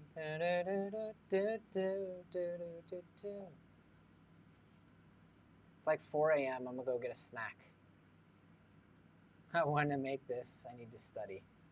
You're crazy, man. I can't stay up to those hours. It just destroys my body. To be young again, huh? Okay. Bum, bum, bum, bum, bum. How do we do this? Tip forming. This is what RatRig is going after. I think RatRig has something amazing figured out with their hot swap.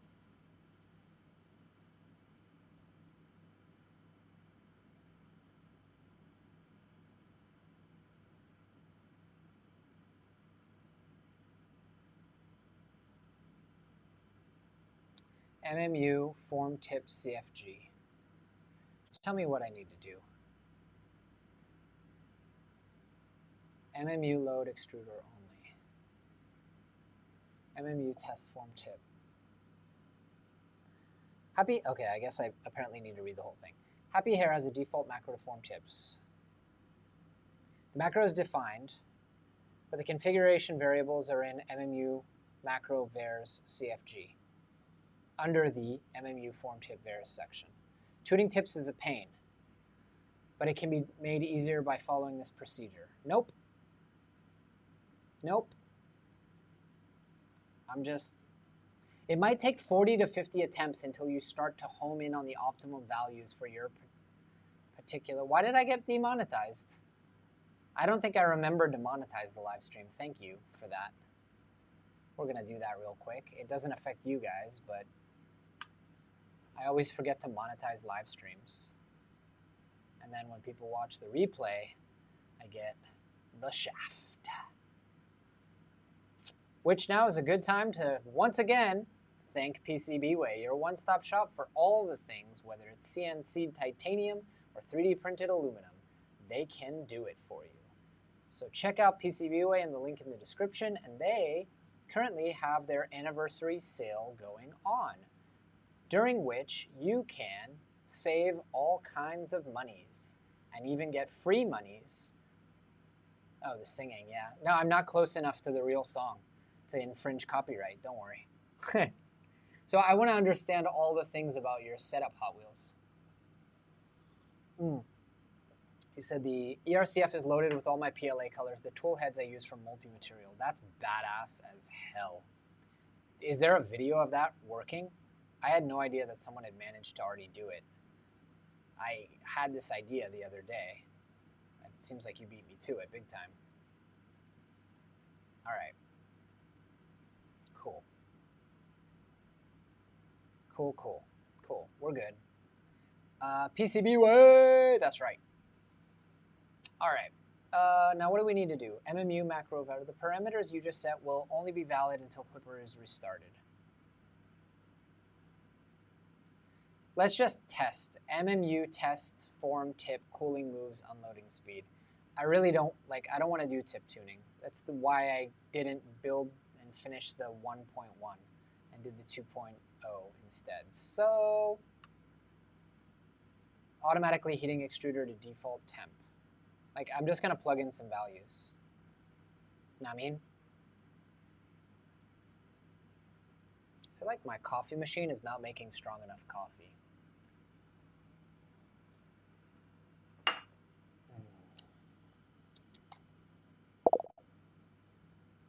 Back in the 90s, there used to be so many electronic and hardware supply stores. The internet destroyed all those amazing stores. Yeah, dude, I remember working on my car and like needing something and just going down to Radio Shack and like buying a little screw. I also remember paying like $5 in then money for like a tiny little screw or switch. Now we have AliExpress. Oops. Probably shouldn't be screen sharing that. Let's hide the screen share. No, no, no. No. Bad.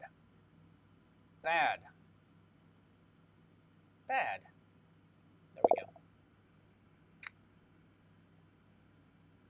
Yeah, you probably had a small head start there.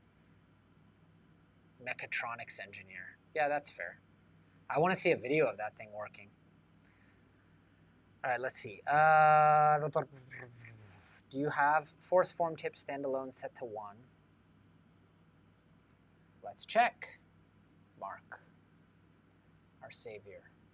In MMU parameters.cfg, force,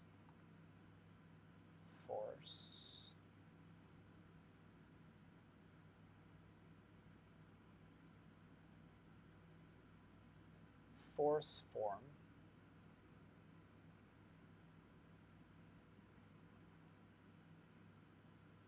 Where are you at? Yes to the parameter. Couldn't find the setting in Orca. Pics show only Prusa slicer. Hashu Marine? I don't know who that is. Who is Hashu Marine? Is that like a anime character? Because if so, yes. Big anime guy right here. I literally don't know who that is.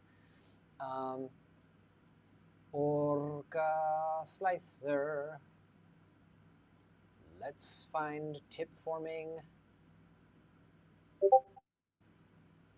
Tip forming.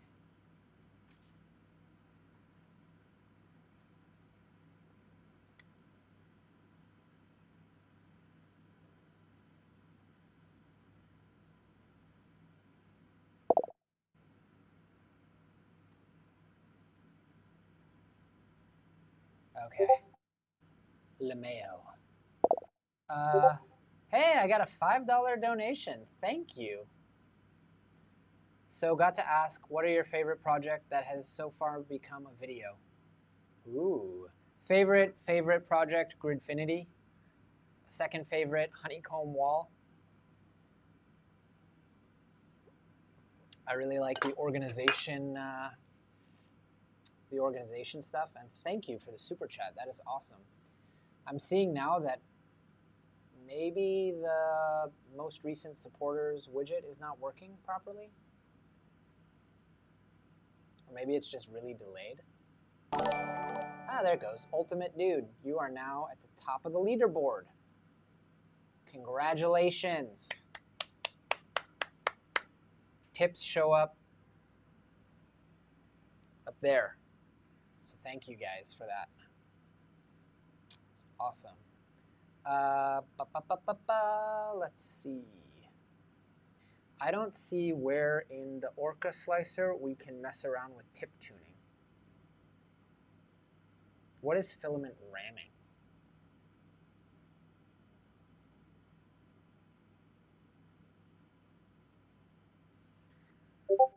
Don't know what it is. Orca setup here.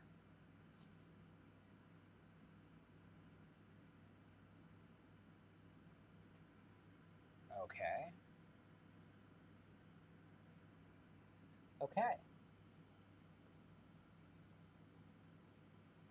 Apparently there's a different one.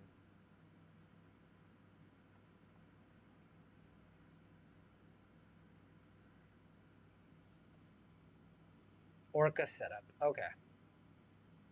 Thank you, Mark.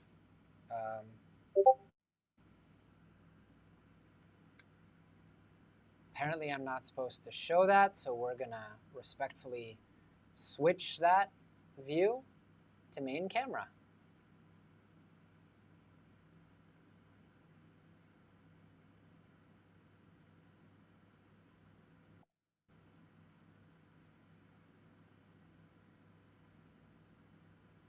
Okay, let's see. These Discord notifications trigger me. Sorry. Okay. Orca setup. Let's go. So, basic information, we need it to be clipper variant. Use relative e-distances, great. Firmware retraction. Not working. Okay, cool. Next. I think I already did that on all the machine G code.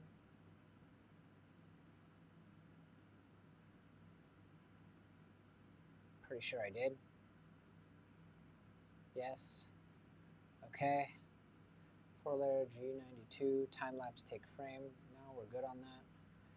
Purge in prime tower, multi-material. Purge in prime tower. 0 all values. Done. Extruder. Okay. Retraction when switching material. Zeroed out. Okay, multi-material, wipe tower parameters. Oh, on a per filament setting we need to do that, apparently. Poop. So let's do Polyterra PLA profile. Multi-material. Really? I need to... Okay, we have to, apparently. Let me show you guys this. Apparently, we need to... You guys ever see that video where the kid's like, so apparently, So yeah, apparently, we need to zero out all these values, apparently.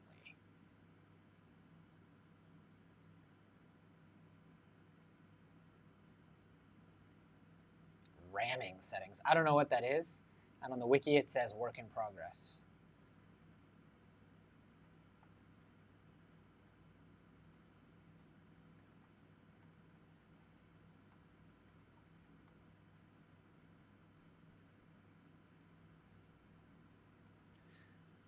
Guys, can we get thumbs up and love in the chat for Mark Norris? Because he's just like the rock star of the ERCF team, doing all the like support and helping. Okay, add number of gates, enable prime tower and select values. Ah, so we need a prime tower. We need a prime tower. Prime. Enable prime tower. Prime. Okay. Prime tower. Width 60. Okay, whatever. Why is this so big? This prime tower. Purge line spacing. 60 millimeters. But why is it so massive?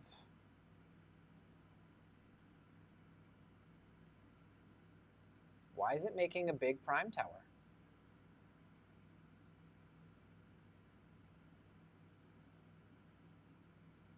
Prime.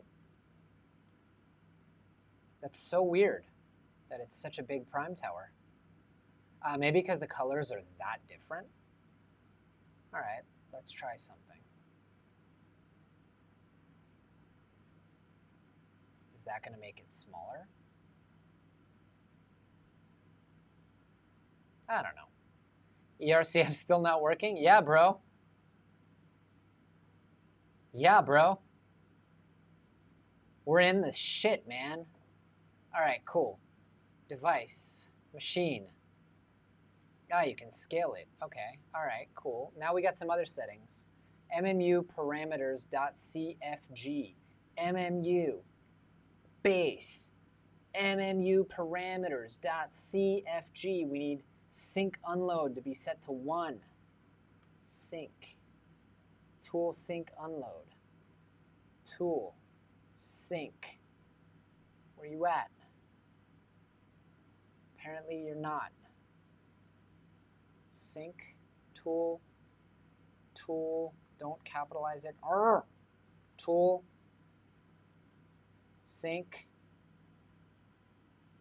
no such thing.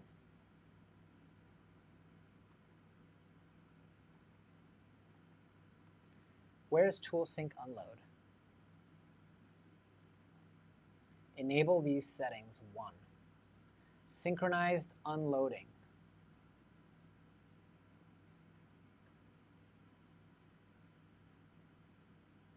Am I in the right place?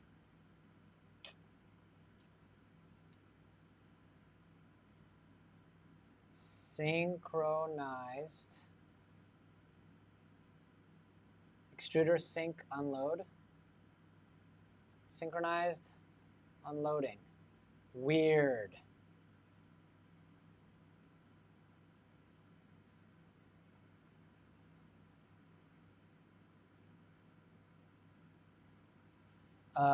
Move error tolerance.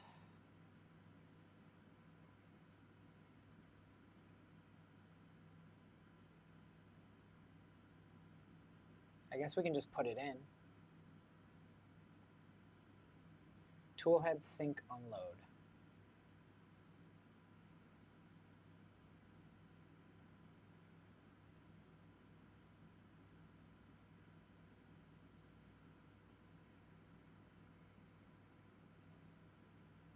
Smash it, peoples. That's right. Toolhead sync unload. Ah, okay. So some of these are just not correct anymore, which is why we're not sharing this publicly. Sync form tip 1. Great. Force form tip standalone 1. Save and restart, baby. You guys like it when I get all excited? All right. Start print extruder temp first layer. I think we did that already.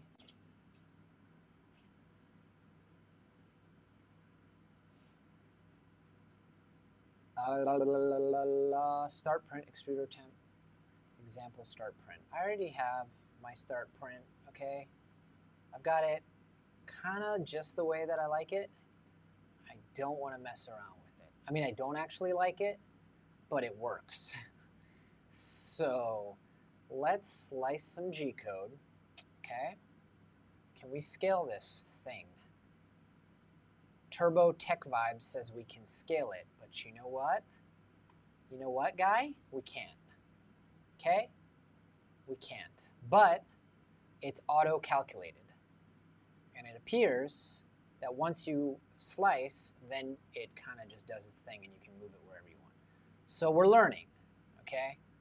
Print. Go. Go, go, go. Go, Voron. It's your birthday.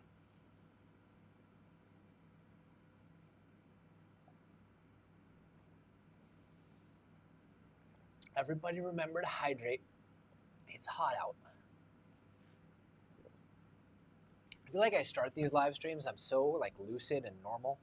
By the time we get to the end, I'm weird. Stuff gets weird. Ooh, you started a benchy. Adventurous. But that is the law. Now, magic smoke when? On this, it's less likely to be magic smoke. It's more likely to be crashing the print head and destroying more super expensive Revo nozzles. That's kind of the vibe. Get on board. That's the vibe here today. So, like, question for a friend. When other people live stream and they need to pee, like, what do they do? Like, what's the accepted best practice here? Just run and go take a wee and you guys entertain yourself? Is that kind of how this works? We need a knife because we're going to rebuild the cutting arm.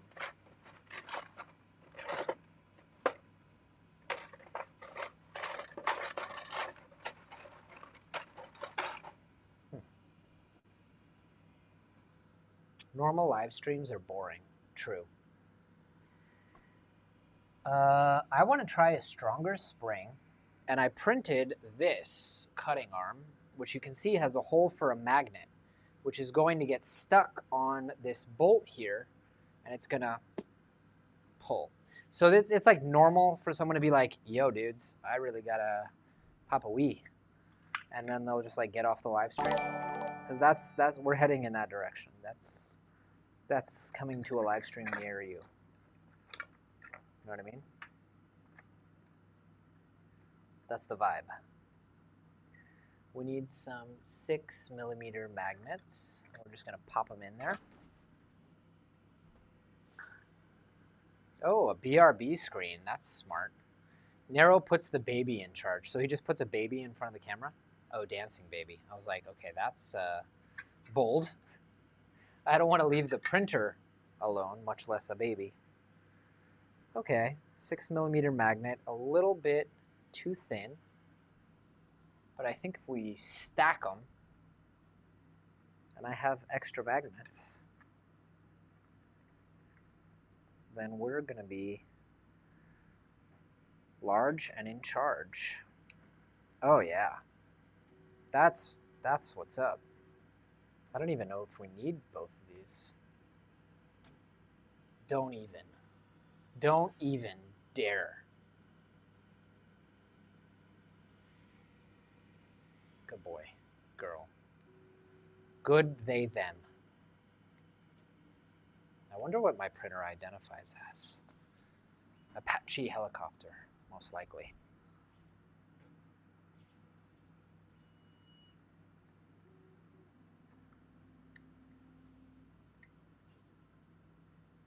All right. Oh, I do have 6x3 magnets. 8x3. Nah, I want an 8x3. Okay, what are you doing? Why is it stopped? Resume. I don't know why it stopped. Haven't the faintest idea. Print will be paused because gate 1 is empty. I happen to know for a fact that gate 1 is not empty. Cool. Okay, let's glue some magnets in. Let's put magnets in holes, boys and girls. We put magnets in holes. All right, you guys want to know one of my recent discoveries that I love? Okay. I watch a lot of woodworking YouTube. It identifies as a glue gun. Yeah, that's fair. I watch a lot of woodworking YouTube. Okay. If you hate super glue like I do, listen up. Super glue? Maybe the whole world knows about this and I'm just late to the party. But you put a little super glue. Some of you know where this is going. Okay. A little dab of that. Maybe a little dab on top as well. And then, instead of getting it all over your fingers while you handle it waiting for it to dry, you take activator. And then you just, science. Yeah, Mr. White. Yeah, science. And that's it. It's hardened. Boom. Job done. That's amazing. This has changed my super glue experience forever. So much better. Instant. Okay, MMU not homed. Let's show you guys the printer. I just realized you don't see the printer for some reason. Stop screen sharing. Cool. You guys missed the homing routine, but failed to reach toolhead sensor.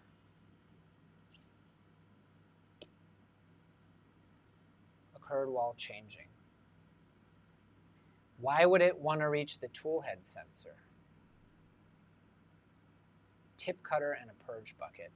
No prime tower. Why did you choose no prime tower?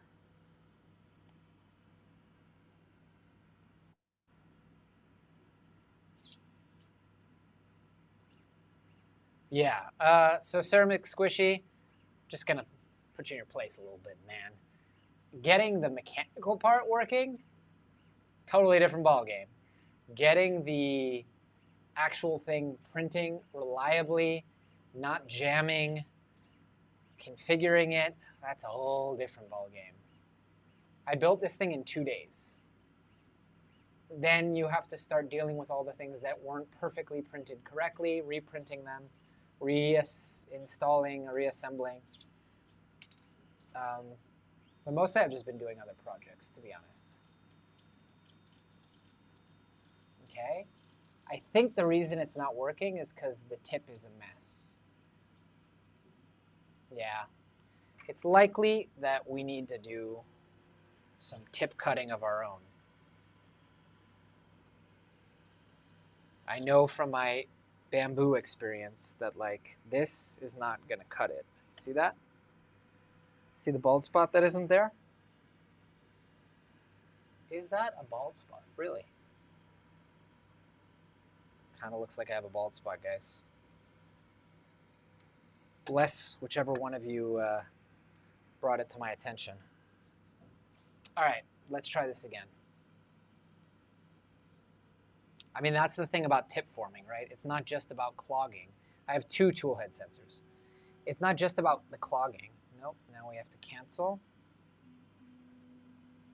And actually, maybe that would have worked. But the thing about tip forming, it's not just about the clogging of the Bowden tube. It's mostly about the shape of the tip being right to actually trigger the sensors in the tool head. Can you reuse parts from version 1 to build version 2? Almost none. Like very few.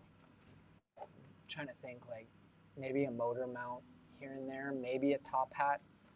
It's just not worth it. Yeah, I have the Filametrics installed. We have yet to actually run it though. Like, it's probably gonna crash and we'll see what happens. Okay, it's unloading the filament. Crown swirl like the eye of a hurricane. I don't know, I don't like the sound of that. Hold on, let's see.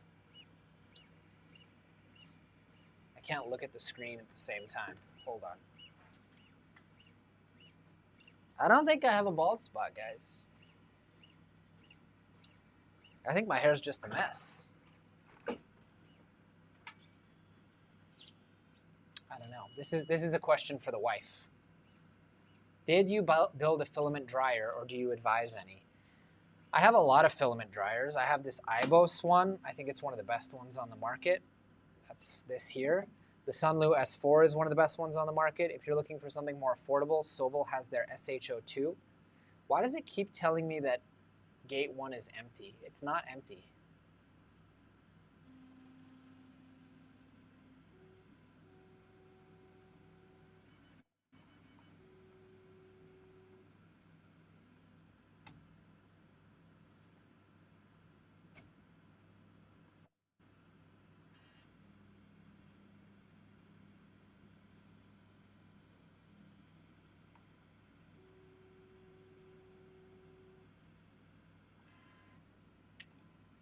It's getting a tiny bit thin up there. Okay, that's fair. I can take that.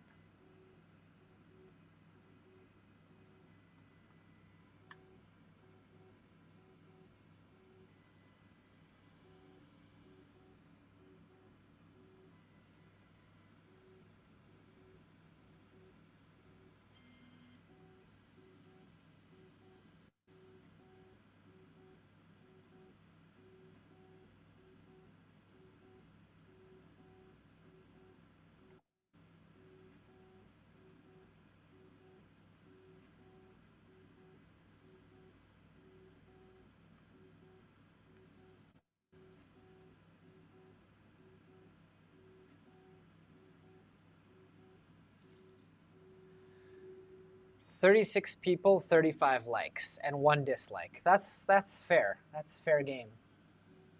All right, guys, here it goes. Some people have 2. That's interesting. Sad face. Shout out to Sunlu for sending me a mug. They decided to ship me a mug with a lovely handwritten letter, but they shipped me a mug halfway across the world as a gift. Like, all right, cool. It's one way to show appreciation. I'll take it. I don't have a crown 71 and I still have a full head of hair. Nice, Teza. My dad kept his hair till he was 80. He still has most of it. Triple crown, wow. Okay. Failed to reach toolhead sensor after moving 40 millimeters.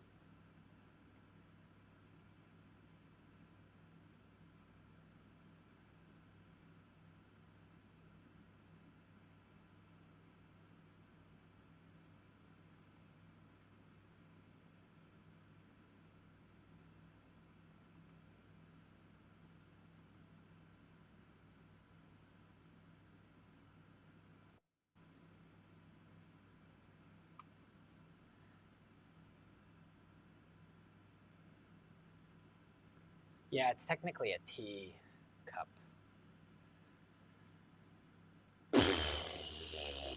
Why no printy? Load sequence failed. Failed to reach the toolhead sensor after moving 40 millimeters. I mean, try again.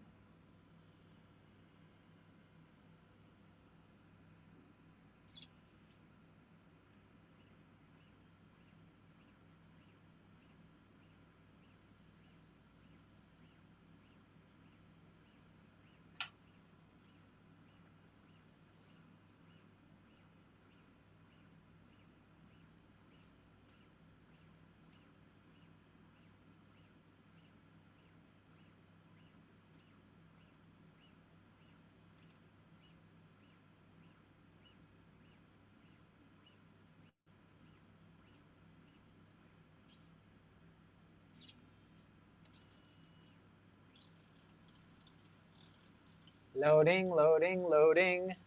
Keep that filament loading. Loading, loading, loading, loading. Dude, it keeps doing it.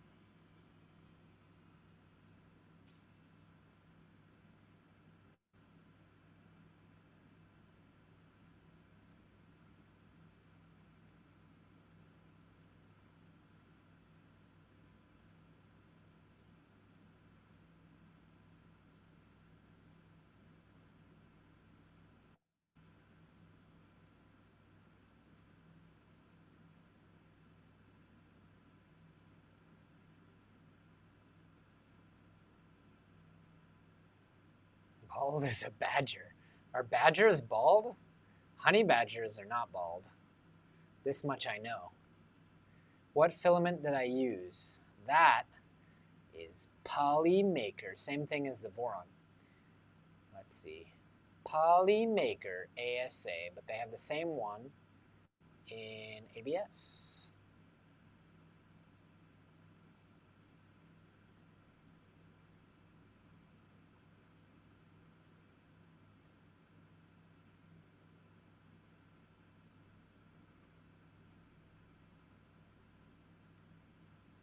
All right, bathroom break, guys. We're just gonna put this on and be back.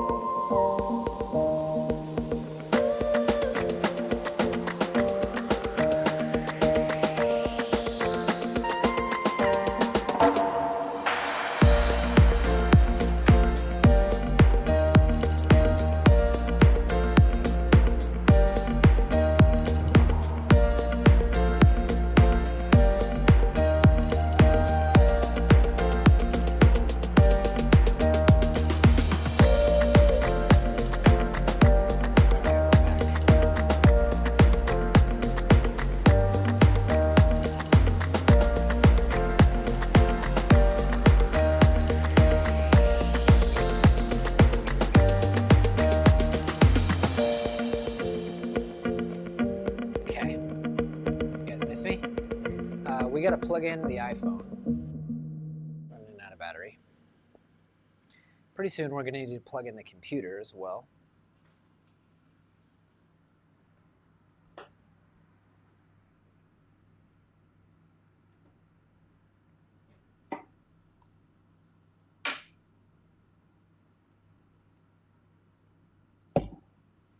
So we'll get one of those chargers.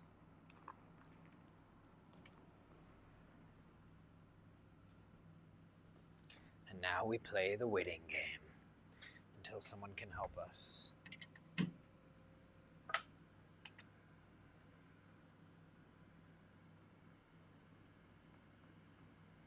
I love USB-C. I love that everything is going USB-C. Pretty soon I won't need any other cables in my life. All right. Let's see.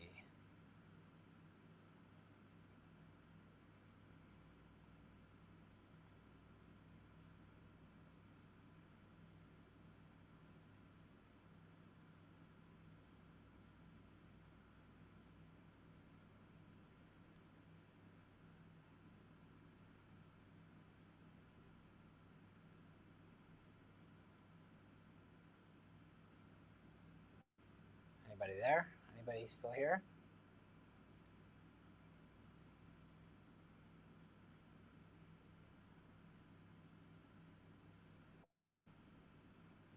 mic is sounding weird. Is that better? Color scheme? No, I just like bright orange and bright green and black. Fun fact about me, I only wear black, gray, and white.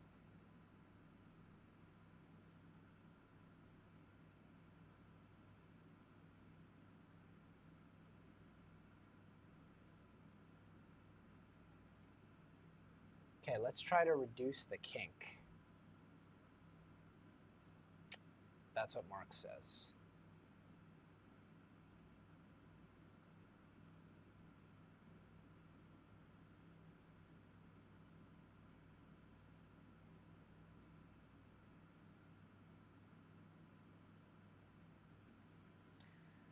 Mark says it's probably a kink issue. He's not kink shaming me, but needs a bit more volume, very low.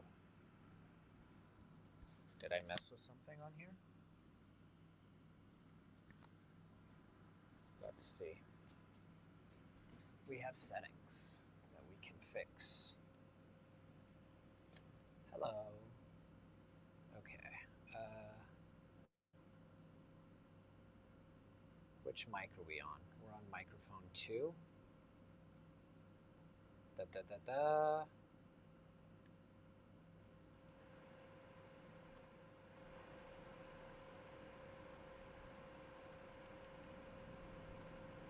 Okay. Is that better? Hello? Is that louder?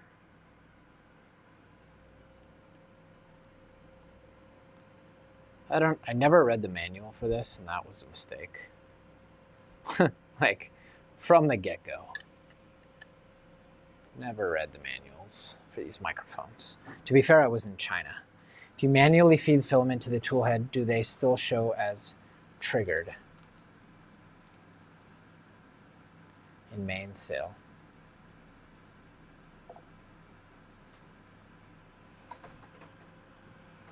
Let's find out.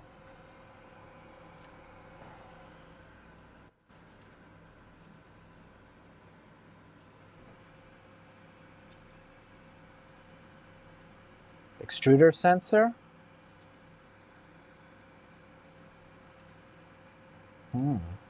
Toolhead sensor isn't triggering.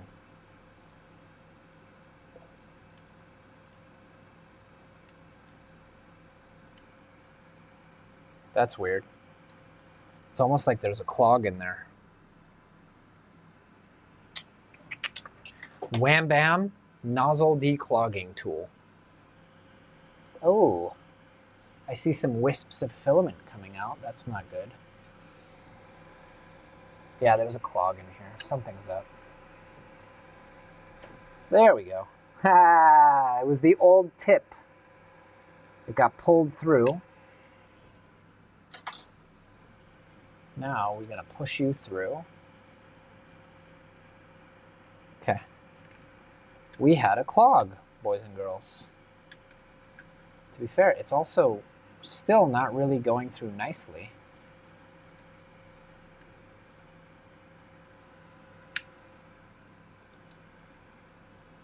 Okay.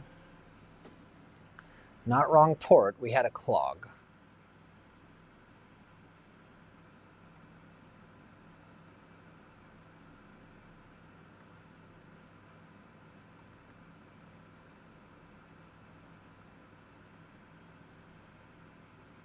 All right.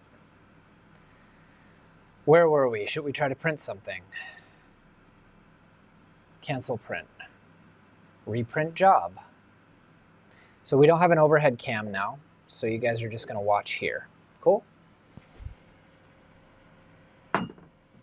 Whoa there.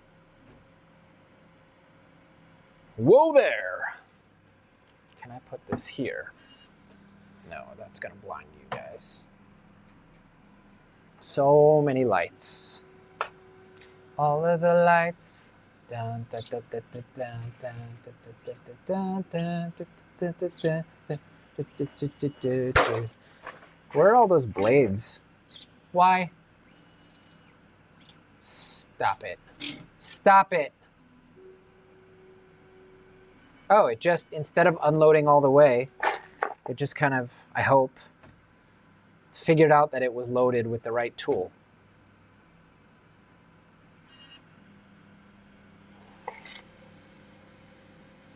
I'm very pleased that, knock on wood, so far we haven't destroyed any nozzles today.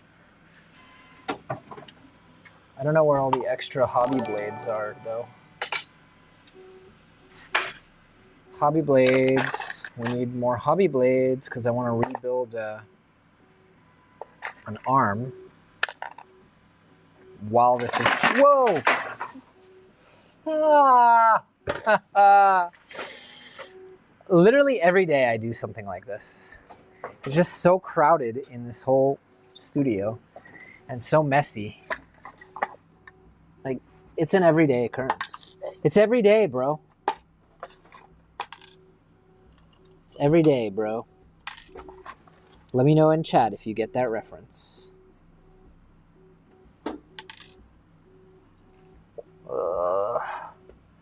Maybe I clean all this up later.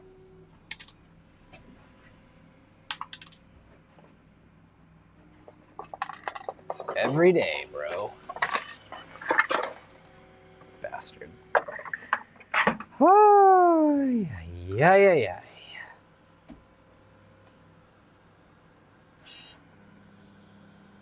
Yep, there's something to be said about buying a printer that works out of the box. Something to be said. Again, no disrespect to anyone on the ERCF team, but I think they're the first to admit this is not for everybody. Okay, it's loading initial tool. It's not pulling the filament back or pushing it. It's not, nothing's happening.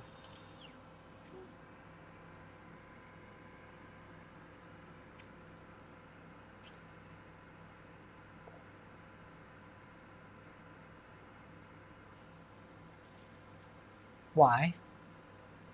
What if we just take the filament back? The filament's stuck. Why?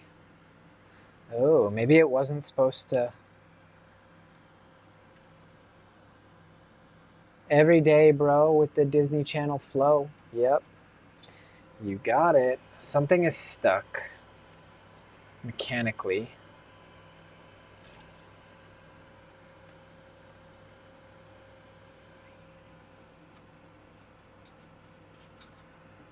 All right, canceling the print once again. The journey is the fun to a point.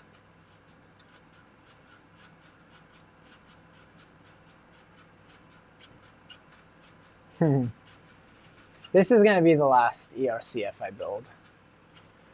That's for sure.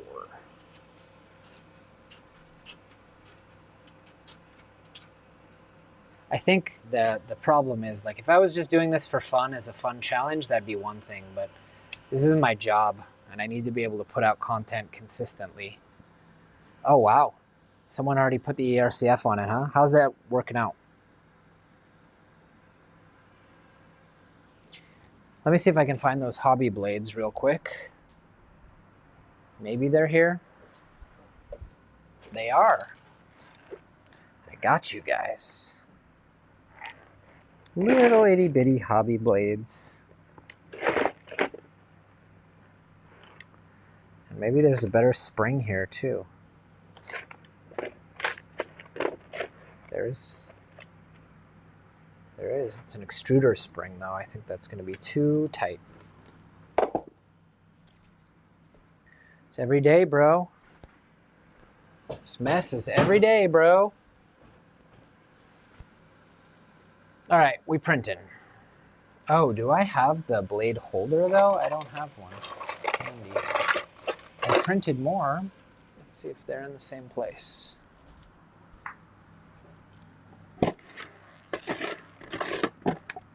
They are not.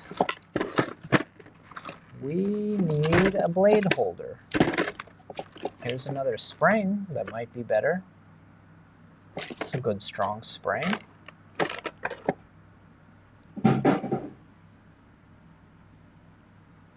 Every day, bro. All right, let's print out a blade holder. What did you miss? Honestly, not a lot, just problem solving. Oh, thanks, McKay. I really appreciate it. We do our best to produce the best quality content. My goal is to have the best content. The best. Be the best around. Even when these projects get me down. Be the best. I think I have a song for everything, huh? I know I printed more of those blade holders, but blade holders, blade runners. Beauty. All right, we're gonna just print on the K1C. Okay, loading. ERCF. The value of MMU gantry servo is not valid for servo. What does a servo have to do with anything?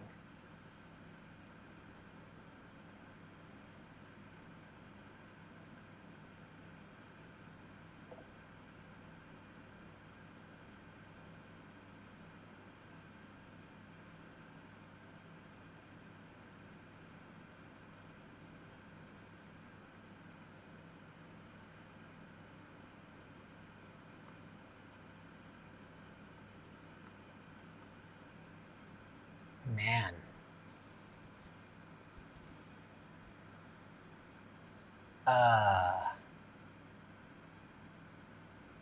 What happy hair are we even running?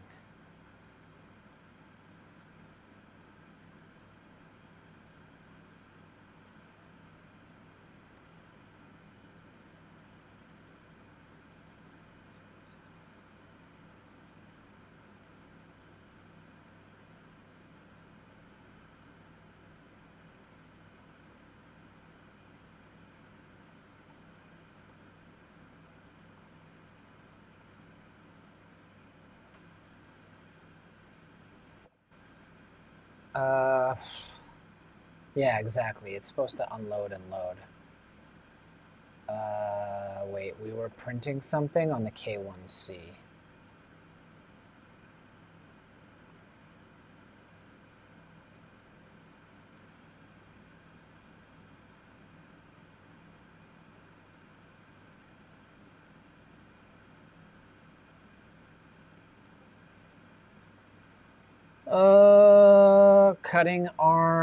Cutting arm knife holder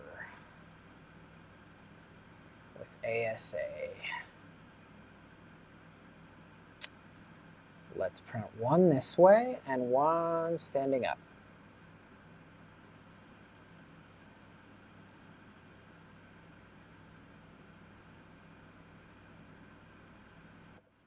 Great. That'll take 4 minutes.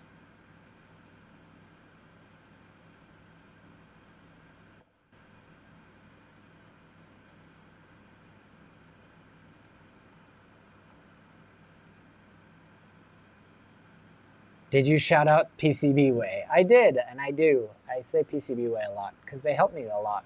How do I like the K1C? I actually really like my K1C. It's fantastic. I don't have a ton of hours on it, but it works really well. It's super accurate. No fuss, no muss. Okay, hang on. Yeah, I like the K1C a lot. I actually don't have complaints with it at all. I would say if I had to complain, the loading and unloading is not as convenient. Sometimes it's a little finicky. And I don't like that it doesn't use an open nozzle standard, even though it's a good quick swap. And the build volume is small. But otherwise, it's everything I wish the K1 had been. Happy dance. Why are we doing happy dance?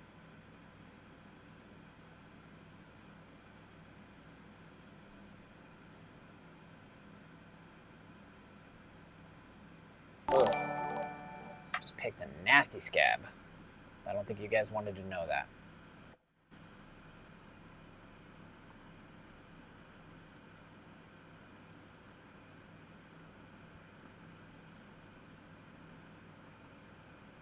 I have not repaired the Soval SV08. I decided to just do a tool changer instead. False in MMU VARs. All right, let's look. MMU vars, MMU macro vars, MMU macro vars, servo enabled. Next, servo enabled set to false. It should be false, correct? The J code macro cut tip vars.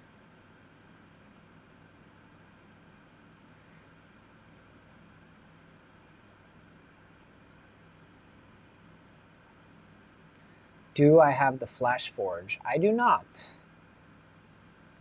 I actually don't have any Flash Forge printers. I've been refusing most of the printers that have been offered my way. Okay, it's restarting. Because I just don't like doing reviews, and unless it's something really special, the video views just aren't worth it. They're not that good for the channel, and there's a lot of reasons. Hard to get a sponsor to support, you know, someone else's product, unless it's PCBWay. I don't know. I'm not the best reviewer. Greetings, Tanner. All right, cool, we're back. Let's try to print again. Upload and print.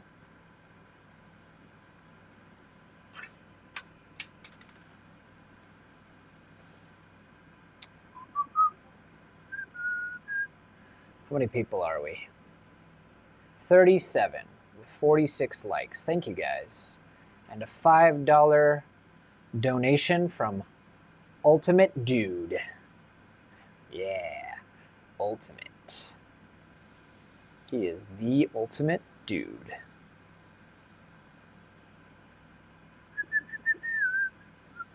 All right, let's do this thing. Get it printing. Why? Too honest? Why what? Why am I not the best reviewer? Because I'm too nice. Especially to companies that I work with and I like the people. It's really hard for me to like shit on their product. And I'm one of these, like I have an excuse for everything. It's like, why am I making excuses for them? It's like, oh, they'll fix this by launch, but that's not what a good reviewer should do. A good reviewer should just be brutally honest. But I like people, and I want to get along with everyone. So I've often said my reviews are too rosy.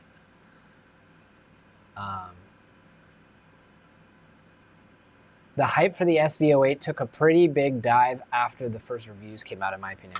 Disagree.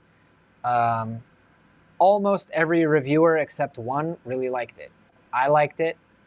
Loyal Moses liked it. Lost in Tech liked it. Aurora Tech Channel liked it. Pretty much almost everyone liked it. Narrow didn't like it.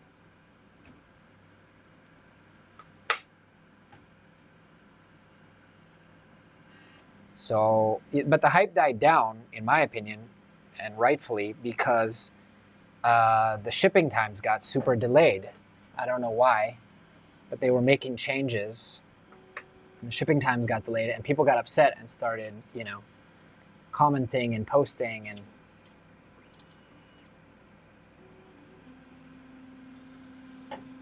required tool T0 marked empty.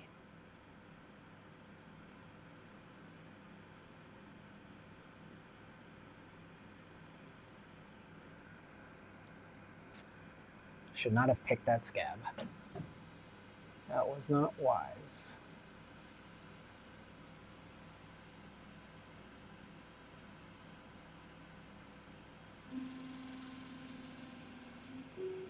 If you want to print polycarbonate, yeah, you need a more closely enclosed printer.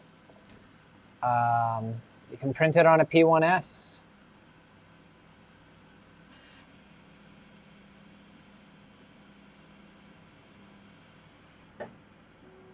That's usually what I use.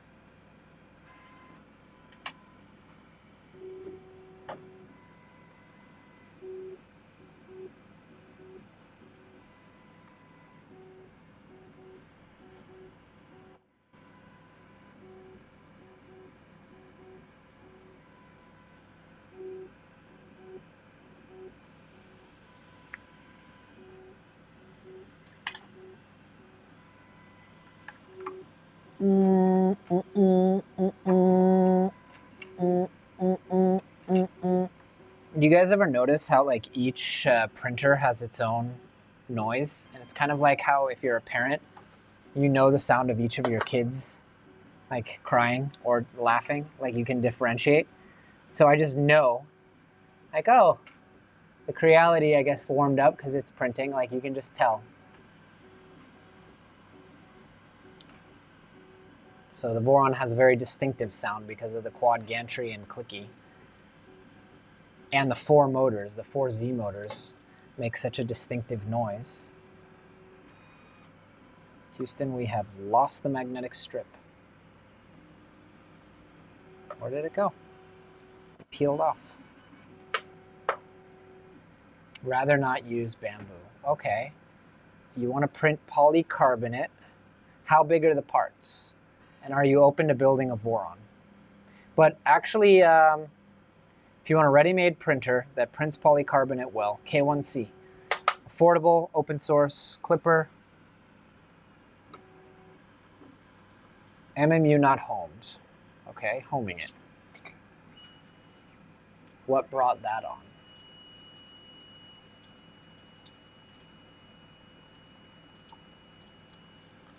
Okay, it's loading. Hopefully you guys can see it. It's making a nasty sound.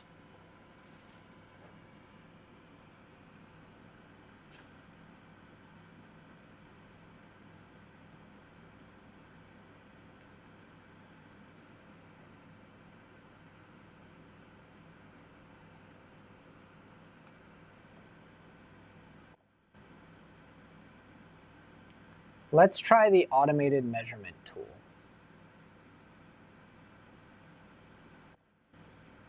Calibrating tool head. Okay, now you know, let's see. So I'm gonna screen share. We're getting to the point where I'm kind of done for the day with this thing, but let's keep it going. All right. I just don't want to read all this.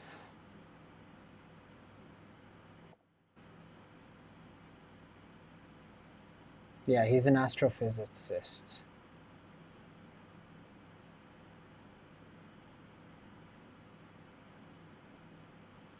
Correct meaning. Can I do this without reading everything, please? I just don't want to read all this on a live stream.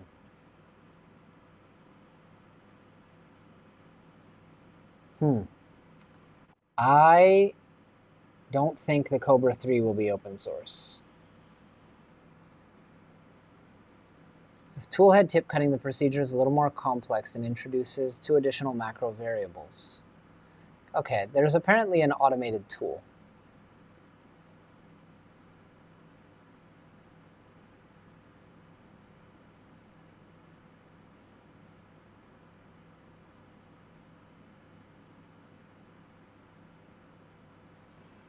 Perform a cold pull to empty your nozzle. All right, let's do a cold pull.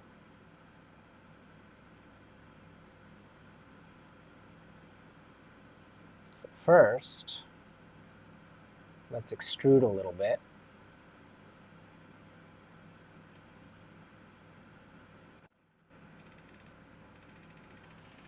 Extruder skipping, lovely.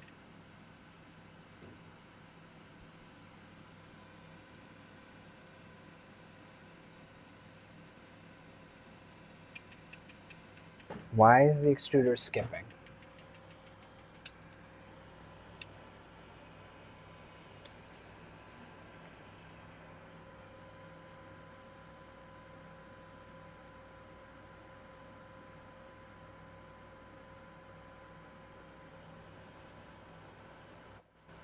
What is happening in there that's causing the extruder to skip?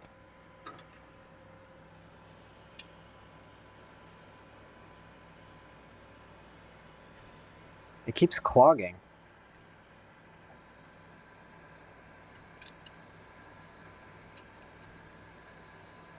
I suspect that the nozzle is bent. This Revo nozzle is bent, and that's causing some issues. Really don't want to take it off. But yeah, I can't even get a tool straight through it.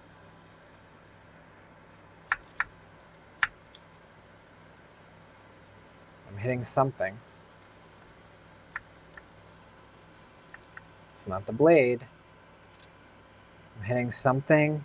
Oh, that's the nozzle. That's all the way through. Okay. ERCF is easy to build. The hard part is configuring. I agree. That's what we're doing. I wouldn't say the config is easy if you have a cutter. I would say it's easier. As you can see, it's also like the rebuilding of the tool head.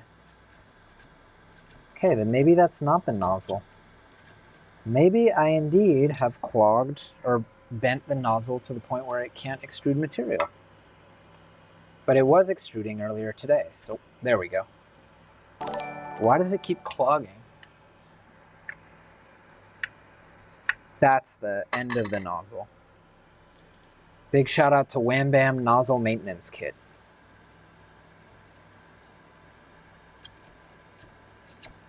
It's not going in. The material's going down almost all the way. I think we have a bent nozzle once again.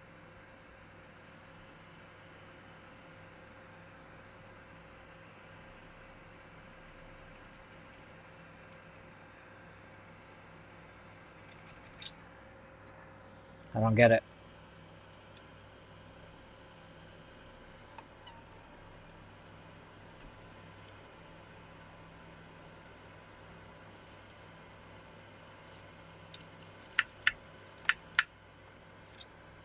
That's all the way down. But that's also not 1.7 millimeter diameter, so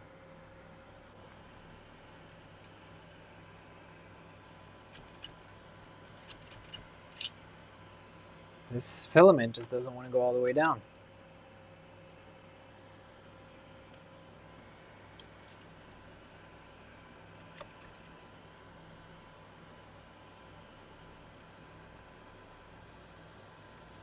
There it goes.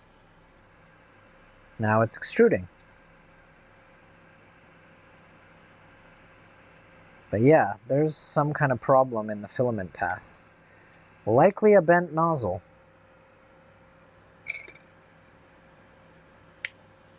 Unbelievable.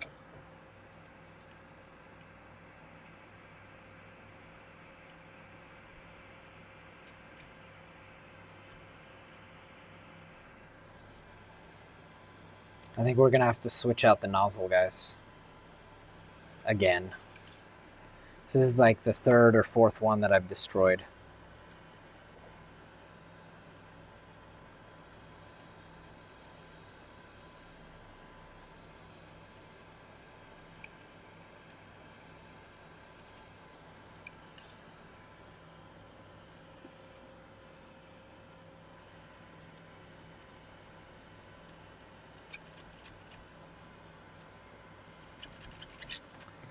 Yep.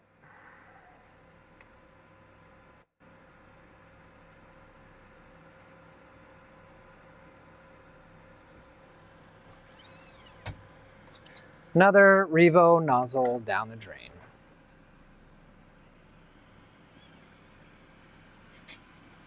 I mean, I assume that's the problem. I'm not confident. Maybe I can just gently bend it. They usually break when you do this, but let's see if that makes a difference. It does not.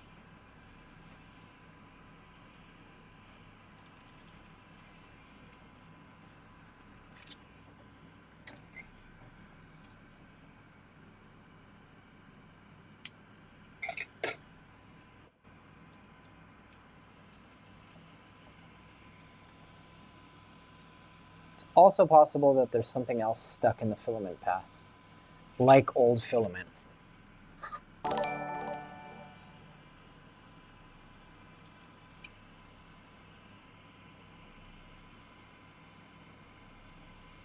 Something's up here. Yeah, there was a little bit of filament in there. Okay, maybe a lot. This could all be caused by tip forming issues. Okay, there was a lot of material in there, actually. Maybe we didn't destroy the nozzle?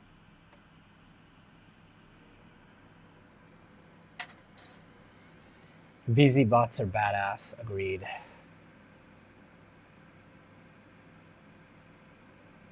Oh, you guys still see that?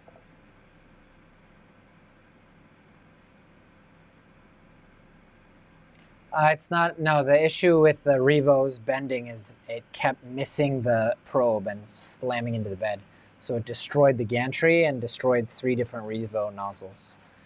That was a fun day. There were many bad words said on that day.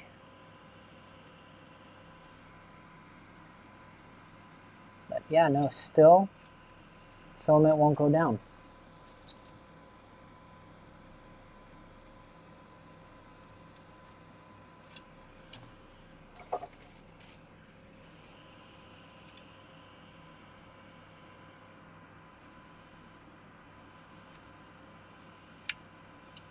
That's metal.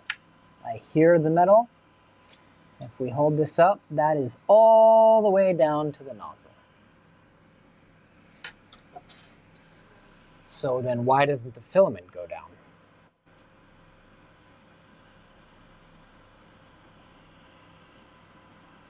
I can only be left to assume that the nozzle is bent in a super imperceptible, here we go. That went in. Now, we try again. Sleep tight, Turbo Tech.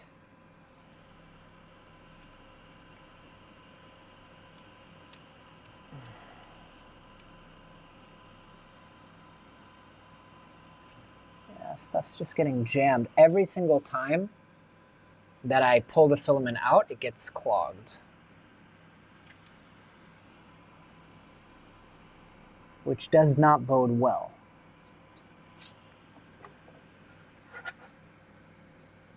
You ordered the kit. Awesome. Good luck, man. I mean, I'm glad I didn't talk you out of it.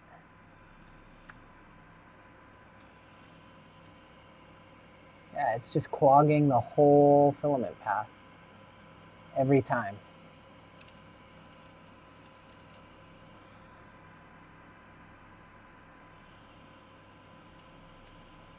And I don't know where.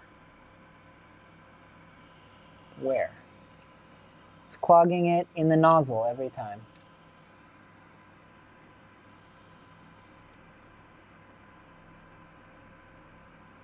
I think we got to take the nozzle off and look at it. Yeah, this is the IBOS. It's a good one. It's a really good one. They're not cheap, but they're good. Yeah, let's unscrew the nozzle. I'm gonna have to cool things down and let's have a look. I really don't like doing it, but let's have a look-see.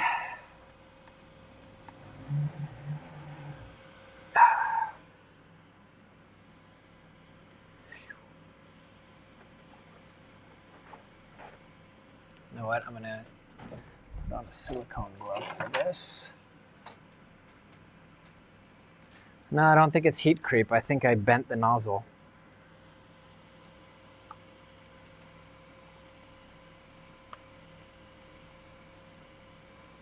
Doesn't want to turn. This is my thing. Like, if you bend the Revo nozzles, they get real hard to take off.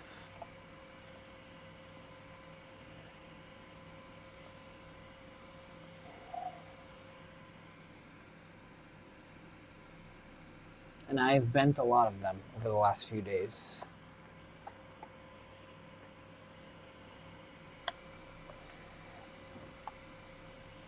See how the gantry flexes? It's all bent out of shape.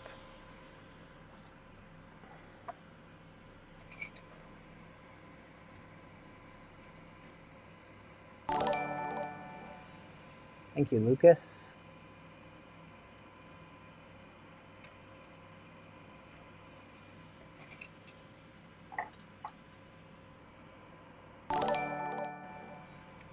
Thank you, Ming.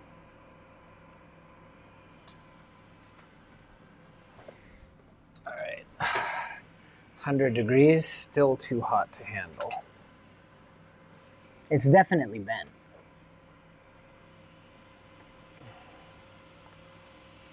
How am I bending them? Every time it misses the probe on the back, it slams into the bed. It's a nightmare. So now we have to do this to get it off. I wonder if I could get a socket to catch it. It'd be much easier. But I don't think that's gonna work. It would be super nice.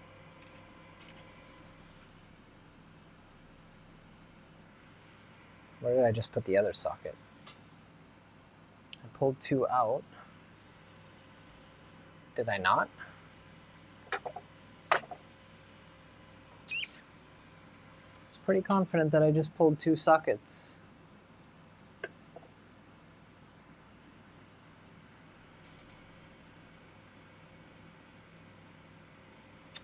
No, I don't think the heater block is damaged. It really is just the nozzle. Yeah. Yeah. I'm waiting in the mail on a better gantry. This is like the first version that Physek released, and they've since beefed it up quite a bit. Where are all my sockets? I knew I pulled it out. Yeah, that's not gonna work. But I'd like to get a tool rather than, you know what I'm saying? Rather than scratching it up with pliers.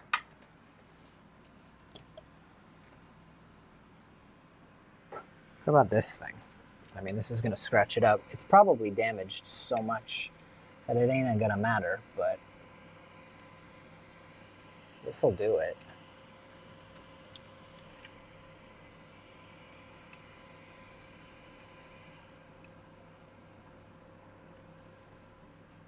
Not working. I really don't want to do it with pliers. How hot are we talking here? 50 degrees? 50 degrees is manageable. But it's actually, because it's bent, it's not removable. Honestly, Jack, nothing. No progress to speak of. I need a Tenace speed wrench. Tell me more.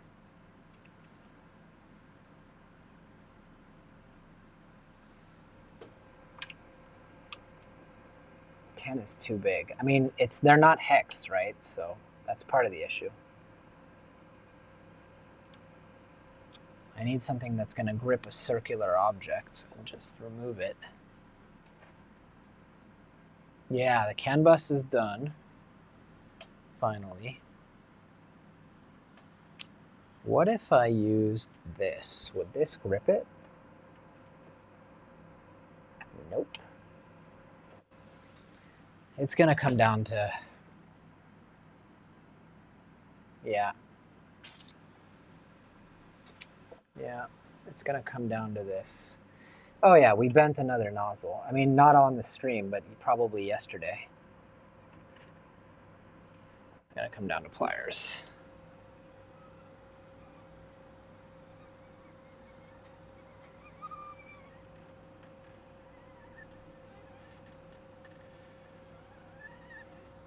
I think the reason it's not coming undone easily is that it's bent. And so you're trying to force a bent object through. By the way, I'm very close to destroying the heater block too by just pulling on the thermistor cable. Something just went out. Hey, thanks, Sohail. Appreciate you.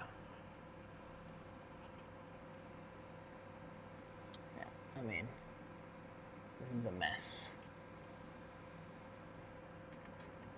And this is like the third or fourth time I've destroyed a nozzle like this, yeah? Let's be clear.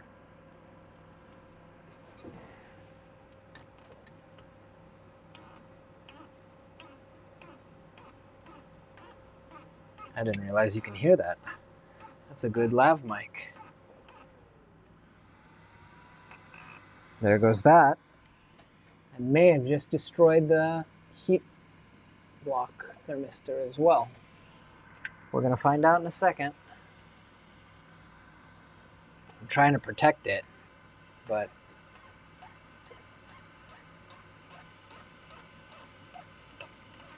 what's going on, Skype? Just damaging expensive equipment over here. Every day, bro.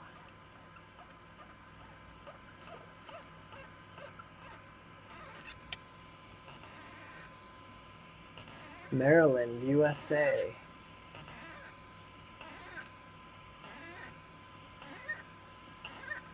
That's not a good sound, you know?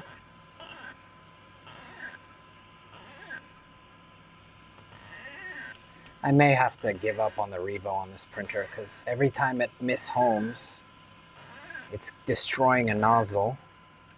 I had the Fadus Rapido on here before, so that's completely out, but because it's bent, it's just not coming out of the actual heater element, the ceramic piece. Australia. Tasmania, Mississippi. So now we need to get in there and pry it. Again, I unfortunately have a ton of experience with this because I've done it so many times at this point. Yeah, it's in there and it's bent. You gotta be super careful not to chip the ceramic either.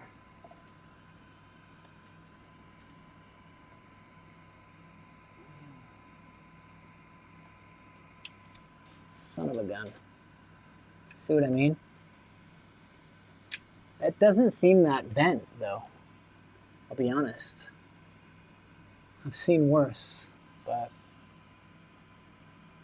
again, it should be so easy to remove.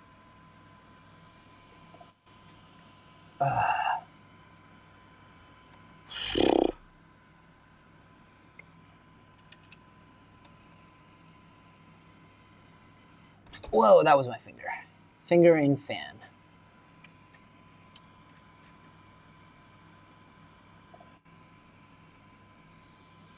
We need more pliers.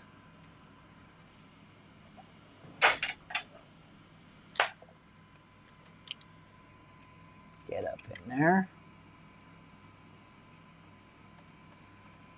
Yeah, I'd be lying if I said I haven't done this quite a few times at this point. Bending a Revo nozzle, pulling it out.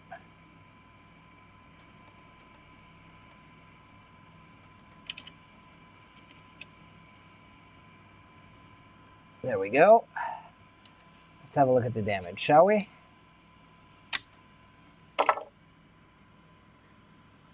Yeah, it's bent. It's not that bent, but it's bent.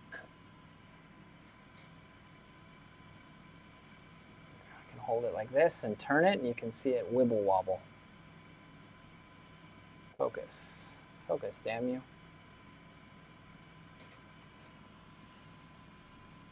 It's not as bad as I thought it was going to be, but it's not straight.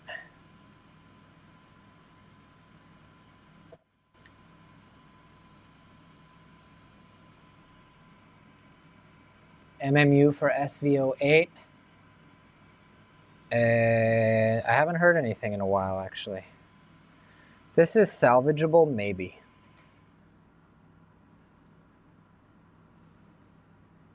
I don't know. It's definitely bent. We didn't destroy the hot end yet. It's reading correctly, so that's great. Let's go get another nozzle.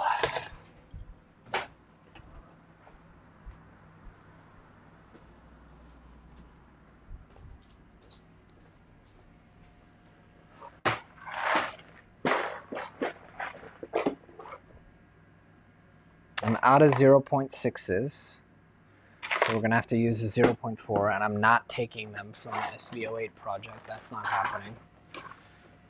I've already destroyed all of the ones that I had for the boron. Can get our print off of this Creality machine.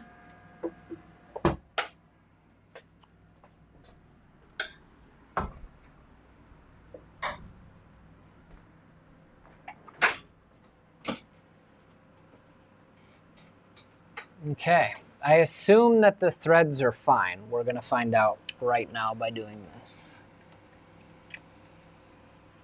Yeah, they're fine. It just destroys the nozzle because there's nothing holding the nozzle or supporting it except for the nozzle heat break. So they bend. I mean, to be fair, there's 4 big-ass motors on the 2.4 ramming it down, so it's like, yeah, something's gonna break, you know? Oh, put an Allen key inside when you try to shape it back to place. That's a good idea. So, Hale, I don't actually know when I'll do the next podcast. I haven't put a lot of effort into getting guests recently. All right, should we print again? I mean, what do we have to lose at this point, guys? Let's see if we can even load Filament. Although, maybe that wasn't the problem, and indeed, that wasn't the problem. All that for nothing. Because it's still, I don't think, going all the way down. So there's something in the tool head that's not right or clogged.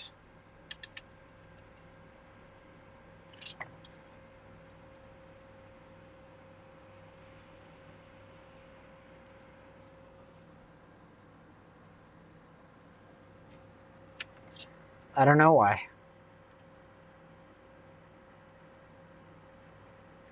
Let's try heating up and see what's happening. What's gonna happen?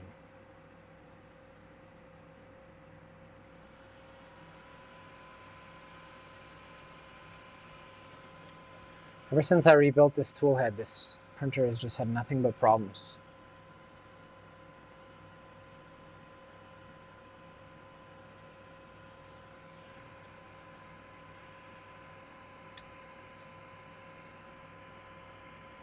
Yeah, something's not going all the way down. It's passing the extruder gears. It's getting down to almost, I mean, it's getting down to the heatsink. Maybe something's in the heatsink? Ah, here we go. That went in. That worked. Stringy, stringy. I guess we could do our cold pull now. Let's just see how easy it is to load. Now, half the time it gets stuck on something. I suspect I know what it is.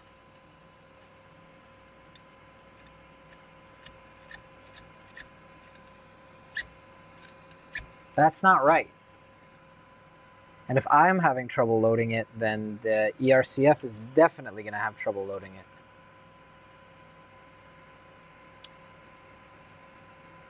Yeah, no, we got to take this thing apart. Damn it all.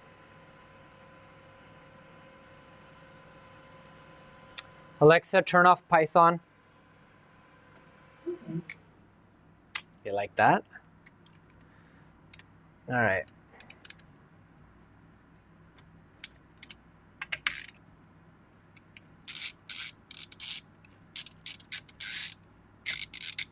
I just don't like this LTT thing. It's not it. It's not my scene, man. This is the wrong one. I still haven't found the right one. We know it's not these two. Definitely not that. So there's one missing screwdriver. Here it is. I Still don't know where the cap is, but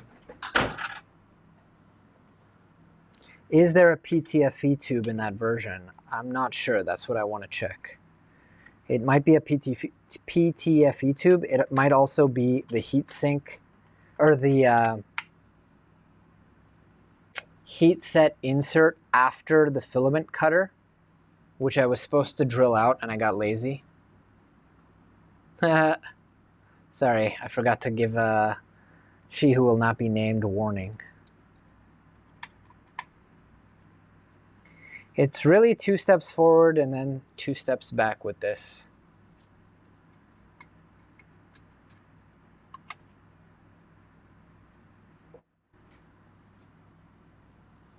You turned off my snake. Do you have a snake on she who will not be named? Okay, I figured out the problem. The PTFE tube is no longer aligned properly. That's a relatively easy fix, at least. So that means that this nozzle wasn't, I mean, it's a little bit bent, but it was fine. Silver linings.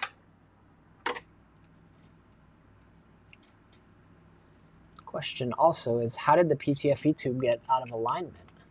And what do we do to prevent it from doing that again?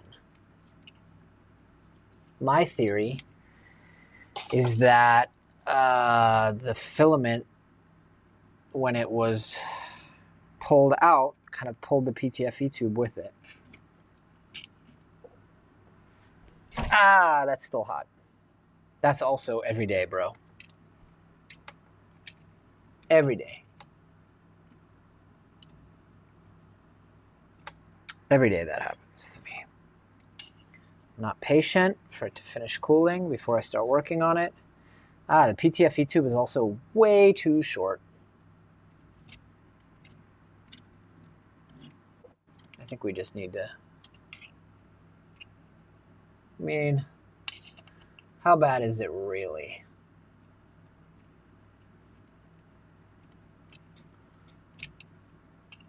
I can't be bothered right now. Sorry, I'm not doing it.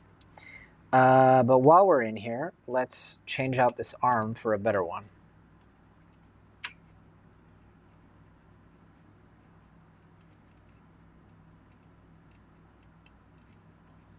I think maybe we can bring back the overhead camera now.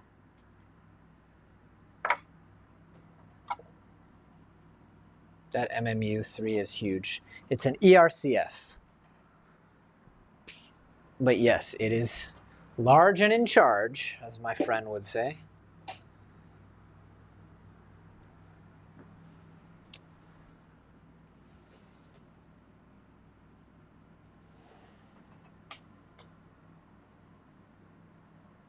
How do we reconnect that camera? Camera. Include in switcher. Stage manager. If I disconnected the iPhone continuity camera, reconnect iPhone to Mac after disconnect.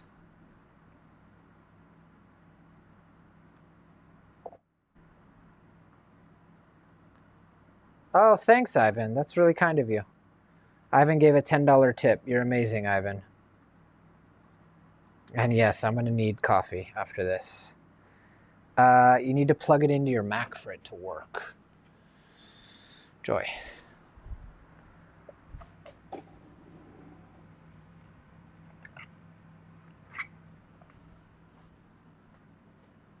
Now I need an adapter. Ivan, I'm glad you're here, man. We've been squashing bugs, but Mark went into a meeting. God bless him. And I'm on my own. We know I'm not super capable. Okay, plug into your Mac. Oh, wait. You can put your Mac to sleep? Does that work? Can I now connect? Nope. I control my stream with Thank you, Ivan, with eCam Live. I think I have a link for it. It is hard to load through the carrot patch. Okay, I don't think this is working. Maybe this cable's dead. It's always something, huh? Okay, now how do we connect the camera? Portrait, studio, light, mic mode. Ha! Great. Now if I disconnect, is it going to work again? Yes. Ah, thank you, Internet. There you go. Now you guys can see. La, la, la, la, la, la, la. Okay, warning for voice assistant. Mute me if you don't want me to turn on your stuff. Alexa, turn on Python. Okay.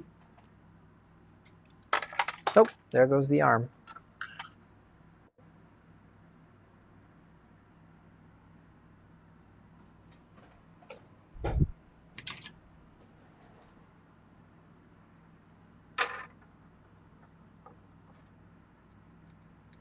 I don't have the right bit for this. Sure I do. All right, we're now going to replace the ERCF, or the Enraged Rabbit Filametrics cutter arm with a better, what I hope is going to be a better design, which has a built-in magnet. Because this current design was just not springing back enough. Where's the arm that we just built? Don't lecture me about clean workspaces. I don't want to hear it. Okay? Did I put it in my pocket? I tend to do that. I did not. Here it is. No. Where you at? Where you at? Where's the arm? Did I take it in the other room with me? I tend to do that.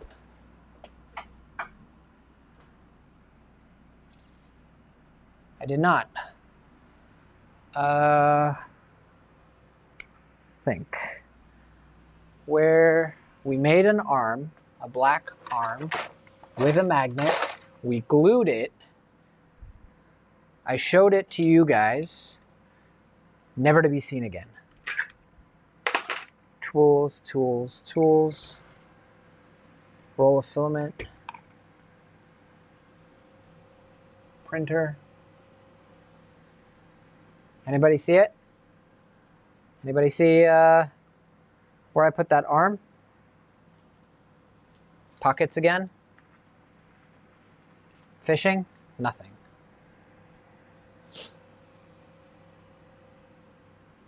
Okay.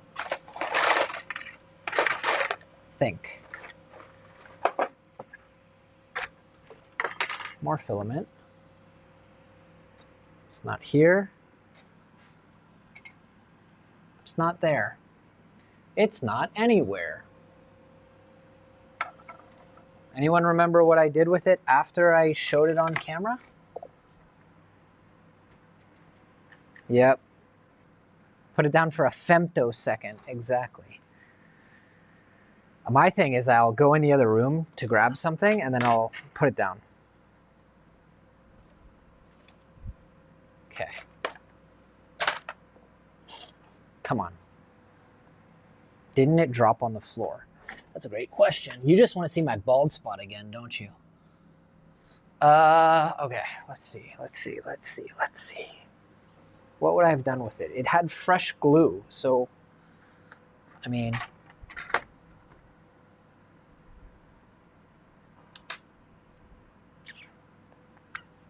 sprayed the glue. Even put the glue stuff back. I suspect it's somewhere around here. We don't want to lose that spring. I mean, I guess I could get organized with it, let's be honest. That's not gonna happen. I'm just going to take on new projects instead of finishing old ones and actually cleaning up after them. I know what I am. It's in a... Oh, I found it. It had magnetized itself to the workbench. And what's funny is I didn't find it with my eyes. I literally, my hand brushed against it, and I was like, what's sticking out of my workbench? It was this. Okay. Now, personally, I think that this spring is not springy enough, and I would like to replace it with a better spring, if I can find one. Maybe that's not recommended, but I have a much springier spring that's much larger and much in charger. You see what I'm talking about? Because if the cutter gets in the way, the filament can't load. By the way, we need to put this back in.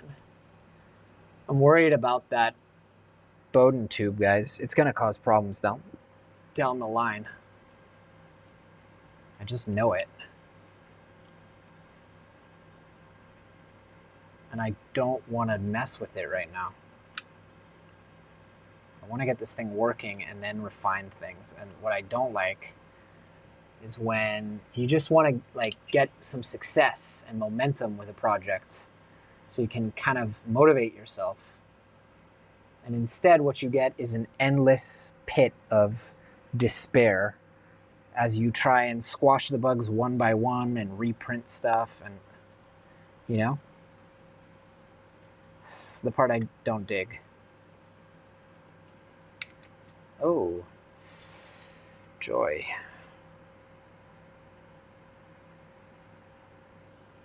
Okay, how straight is this filament path? Like, is it gonna cause problems? I guess I can put you guys in a view that you can see. It joined the lids to the Tupperware containers. Okay, so now we're just testing to see. Yeah, first try, just gets stuck. Actually, I think that's in, but it does get stuck a lot.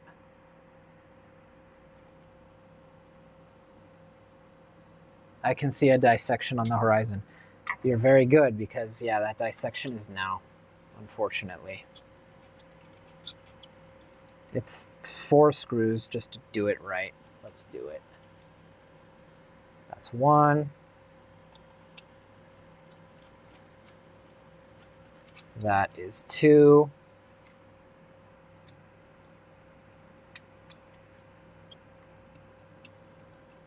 One, 2, 3 into the foe.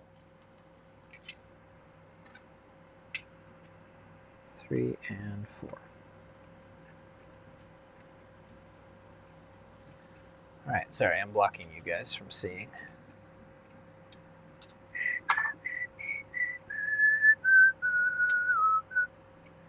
What? There's more screws? Oh, that should be it. Great. So as you can see, my PTFE was about half the length that we need.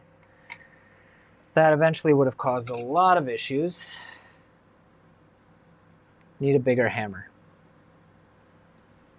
By the way, I can also give you guys a better angle, is what I can do. Check this fancy pants business out. Just go like that. Release, please. There.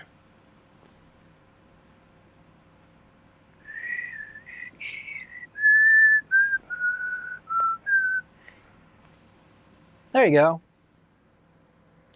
All right. Good call to whoever said it was the PTFE. Look at that. Pathetic. Pathetic little PTFE. If I know myself, I separated out some real deal Capricorn and organized it and then shoved it away to collect dust. We want real Capricorn tube for this, and this doesn't look real. This looks cheap. I think the real Capricorn might be at home. Let's just look real quick in a box around here and see if we have some of the real stuff. I've got 6 different tool head extruder projects in the works right now.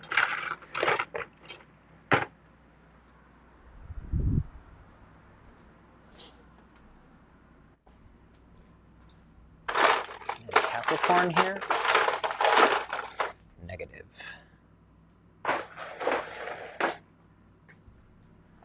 Okay, well, I guess we're using fake Capricorn for now. The PTFE tube is supposed to be, I'm installing this on the Voron 2.4. The PTFE tube is supposed to go all the way up to the little hex. It's very short, but not as short as I'd had it. Where's that cutter? See that?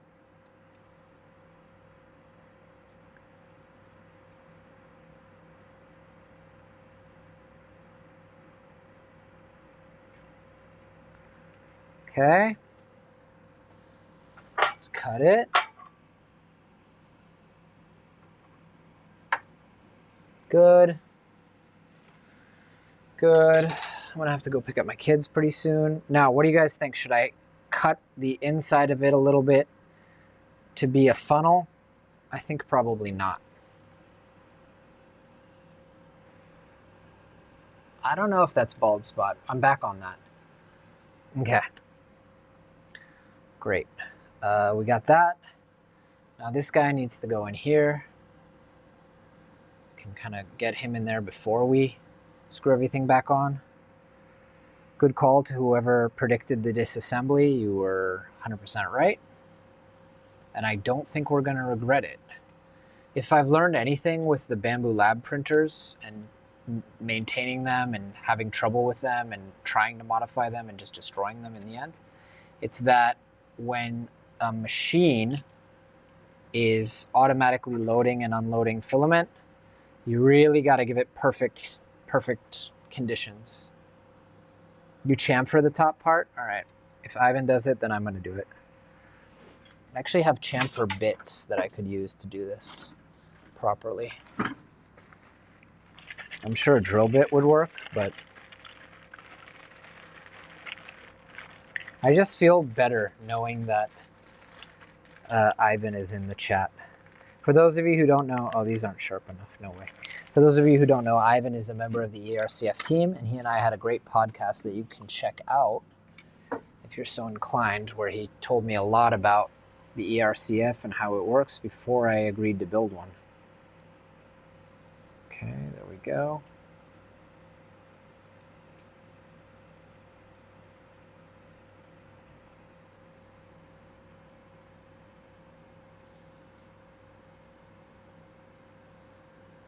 That's a nice looking chamfer. Look at that. Beauty.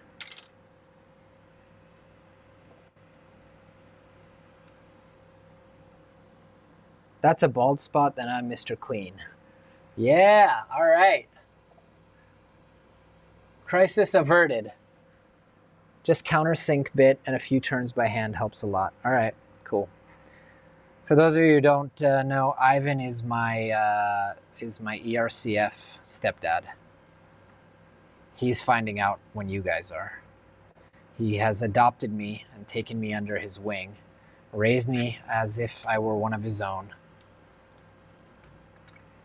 And he's been an amazing ERCF stepdad. Really supportive, words of encouragement. Stay in there, slugger. Just a stand-up guy. That's not the right one. Let's go across. I really don't want to strain these cables. I thought today I got the Nighthawk board by LDO, the new one. That's USB. And for a split second, I was like, I'm probably going to have to take the tool head off anyway. Maybe I should just convert it to the Nighthawk USB. And then I was like, I haven't even gotten this working. Like, why go 2 steps back? So I talked myself out of it.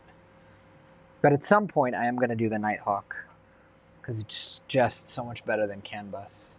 Stepdad, LOL. I need to brush up on the dad jokes then. They come to you, let me tell you. They come to you once you get in that mindset, that dad mindset. Unfortunately, so does the dad bod.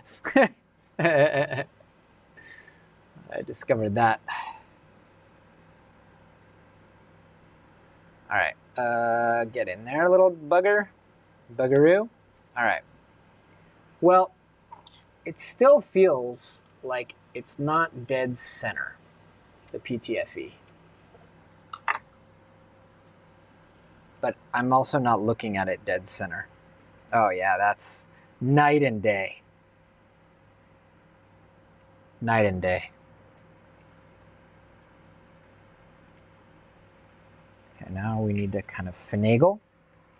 Oh, we haven't done our customary, whenever I do live streams lately, I do, because I use a lot of Yiddish words, so I often like to teach people a little bit of Yiddish. Not that I speak Yiddish, but I grew up with a lot of it. So to finagle something is to kind of like, you know, manipulate it, try and twist it, get it in the right place. But you can also use it as like, you know, if I wanna get a deal or something like that, or I want to get like some special privilege, like, oh well, he knows the owner of the company, so he was able to finagle his way into getting an extra vacation day or something like that. Finagle.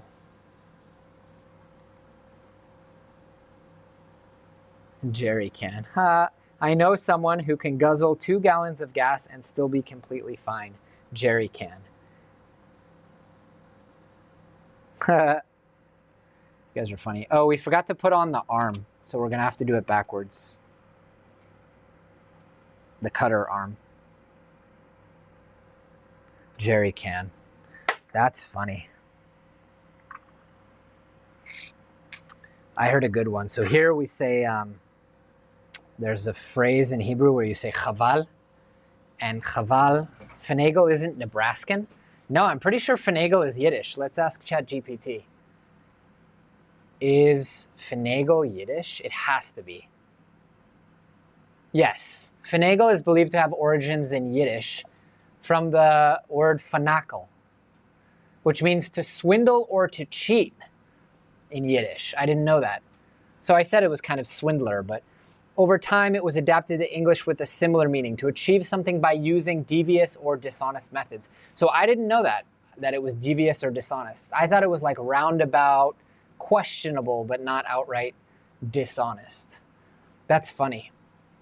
Oklahoma. I didn't know that there were German Jews in Oklahoma that would have brought it. So maybe it's one of those things that just became international. I'm actually reading an amazing book right now by Bill Bryson. If any of you don't know his work, he's great. He writes these just incredible books about like intensely interesting histories of different things.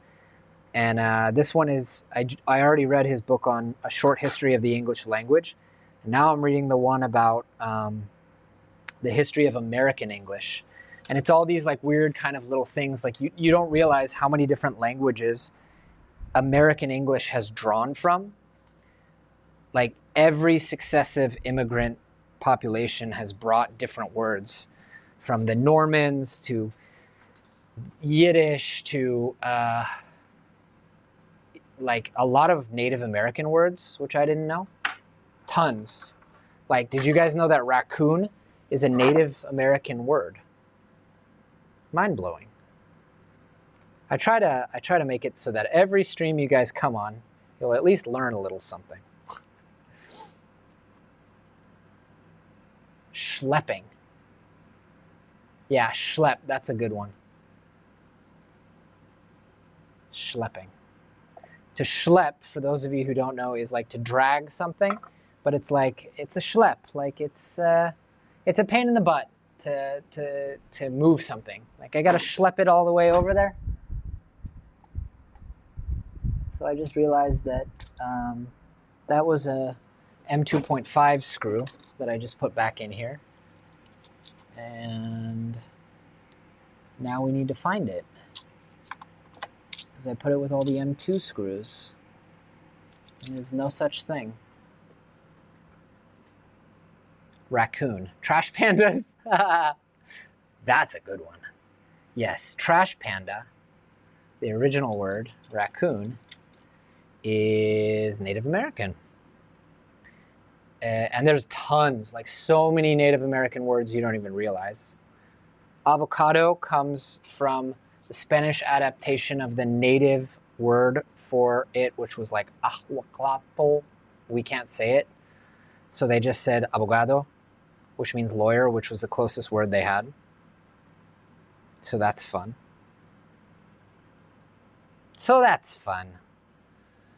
But it's awesome. And I like that he writes these like massive tomes. I like a good long book, so I don't have to decide on the next book I'm going to read.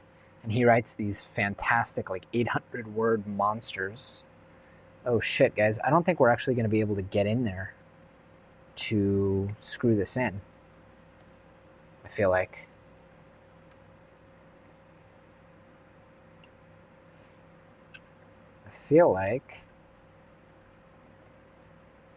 Maybe I'm wrong. Maybe I'm wrong.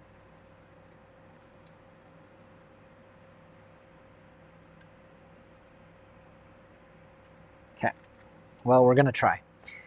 Ivan, what do you think about me swapping out the spring and using a much bigger one? There are memes that have gone around about English mugging languages in the alley. Yeah, but this is actually Americans.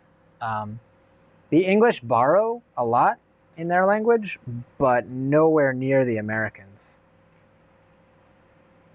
Yeah, I don't know if this spring is a little too much. I might cut it, because the one that they gave me is itty bitty. It's just not, it's not cutting it. But the big pen spring that I have is a little aggressive for what we're trying to accomplish here. Like this is not, the original one's no good. Chicago also comes from a Native American word. Totally true. Chicago. By the way, Idaho, Nebraska, I think something like half the states, somehow their name has Native American origin,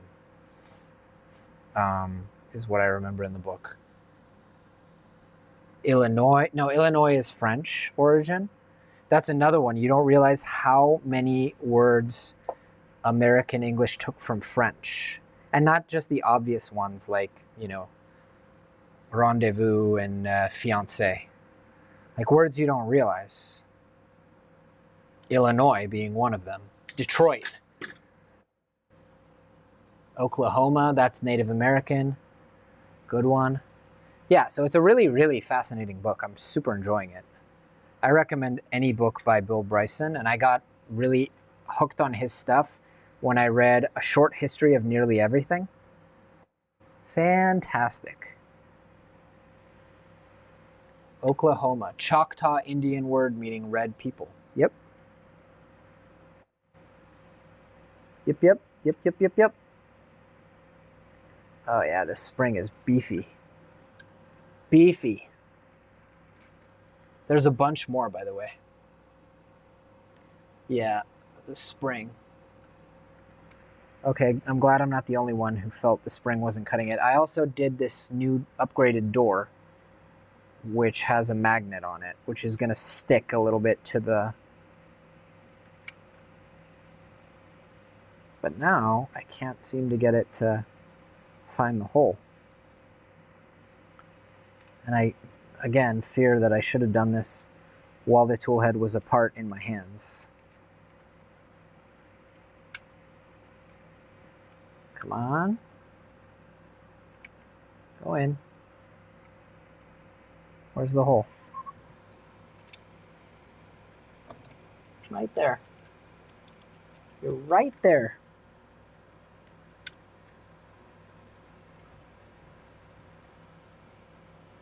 Oh, you know what? I think I actually need to go through here.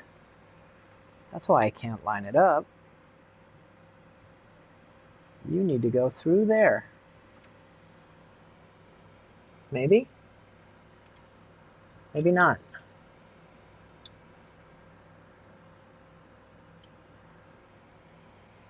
Signs point to yes. Go in. Go in. There we are. All the way. Don't get stuck in the belts. What's the best 3D print filament mark? New Mexico. Wonder where that name comes from. Schleppen. Schleppen. There's a lot of words that I've discovered by, befriending Germans that I didn't even realize came from German. Like in Hebrew as well. Like we'll say tachlis, which means like brass tacks, get to the bottom of the story kind of thing. And apparently they say that in Germany too. Okay, this is like really not going through. And anyway, even if it does, I don't have a way to actually screw it in. Dude, I don't want to take you apart, but I will if I have to.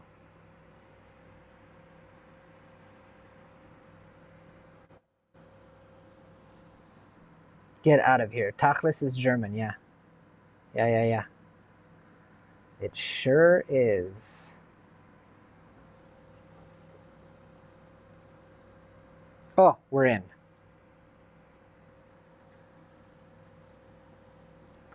Now we go here. We line up that spring. We push everything, compress, try to get this screw through. Go in, beauty. What brand kit did I build? It's the Physek one. You can use my link if you're considering purchasing. It does need some upgrades.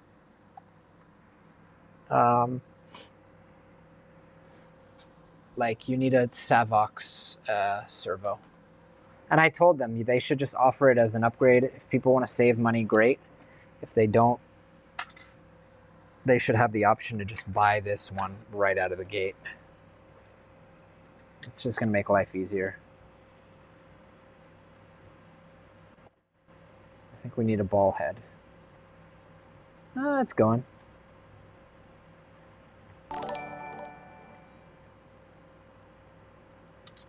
But I do think we need a ball head. Tachlis is a Yiddish word that comes from Hebrew where it means end entirely ultimate purpose.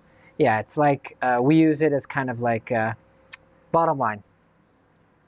Like someone will ask you, what does that mean? And you'll be like, Tachlis, you basically could just do this.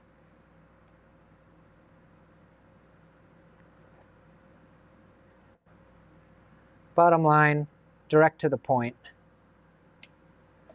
By the way, tachat is but, so it kind of makes sense. For anyone who uses eSun filament, you find it strings quite a bit. I did find that when I used eSun filament, actually. But if you're getting stringing, you're probably just printing too hot.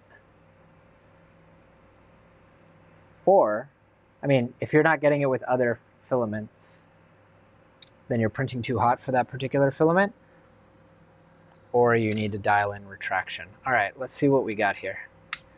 Hey, the cutter actually retracts, but it doesn't go all the way, but it goes most of the way. Let's see if the filament goes in.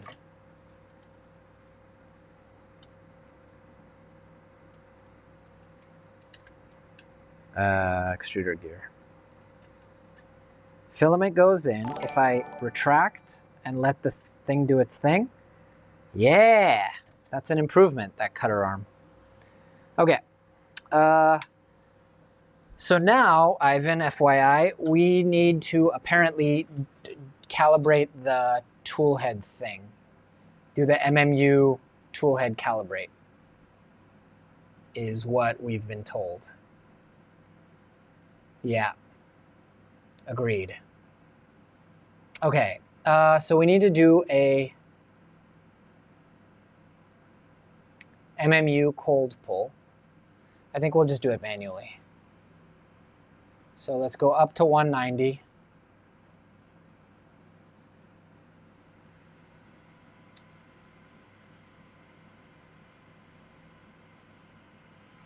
Okay. Let's open the extruder. This knob makes it kind of difficult. All right. We're up to 190. It really does heat fast, the Revo high flow. Ay, ay, ay. Once again, I think it's getting stuck on the Bowden tube. No way. We just rebuilt the whole damn thing. What are you getting stuck on? I quit.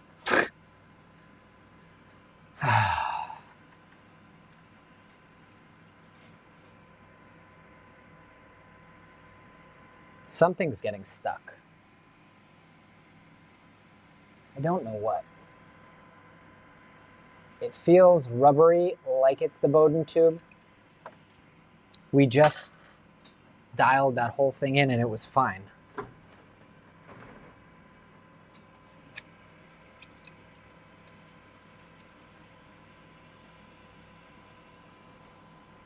Nope. Nada.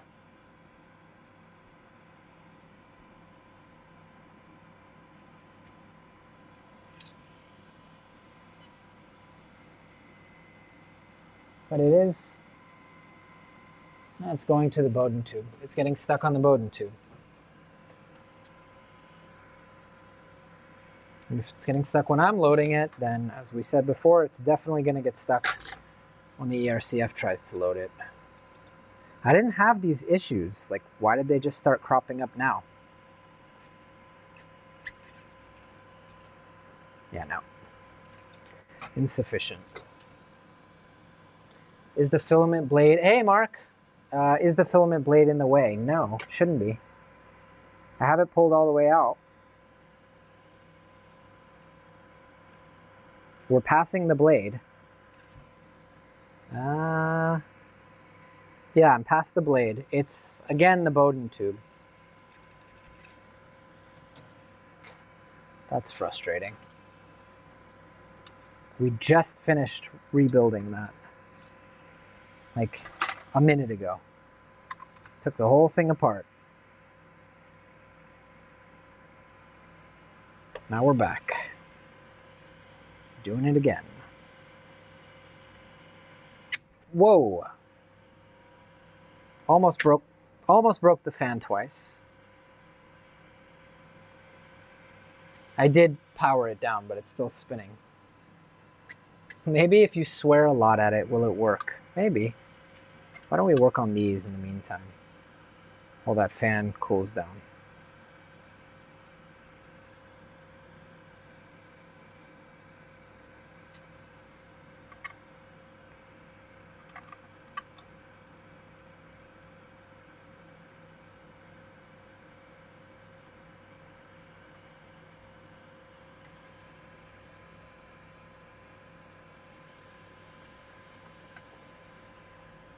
Did you do the automated toolhead measurements? We didn't yet because we're still working on getting it to a point where it loads the filament. For some reason, the Bowden tube started acting up and wasn't aligned straight, so we didn't even bother with it yet. I hadn't made my PTFE section long enough, so there was a gap. Yeah, that's what we had up until a minute ago, and then I redid it. And it's still giving me problems. Yeah, it's just not aligned. It's not perfectly aligned.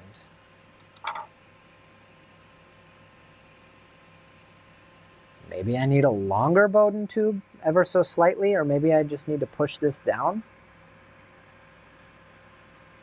But yeah, I can see that the center of the Bowden tube is not.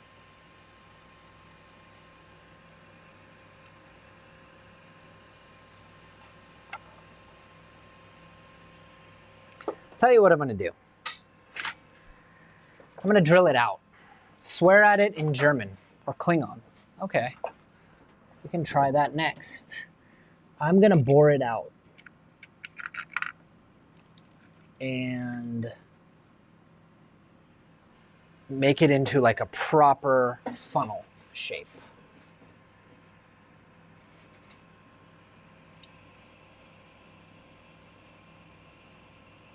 And then I'm going to swear at it in German. Scheiße!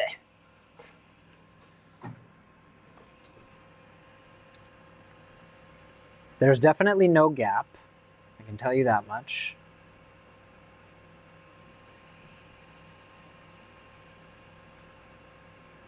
This drill bit is not sharp enough to cut PTFE. Give us a sharper one. But these are all massive. This ought to do. I'd like to not do it with a wood drill bit. Or do it with a wood drill bit. This should work.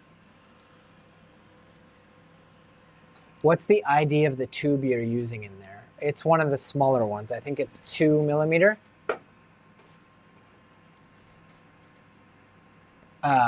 ID, not OD. But yeah, it's 2 millimeter. Should it be 3 here? No. Here it needs to be 2, doesn't it? That's not going to work.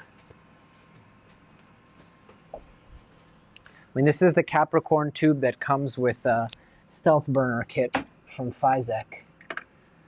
So it should work, no? Let's see what people say. How are we going to drill out that inside? Let's try another drill bit. I feel like this should work if I can just get enough grip on it.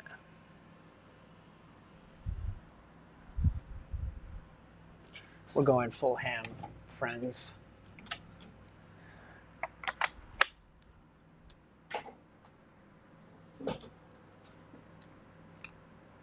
It's not a new drill bit, but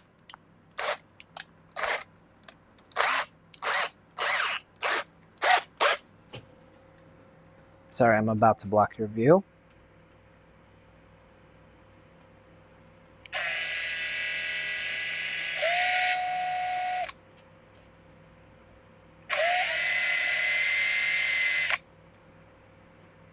But now we have PTFE shavings in there.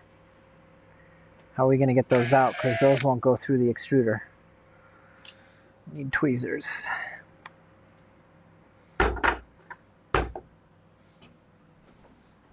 Or this thing. 2 millimeter ID. Yep, so we're good.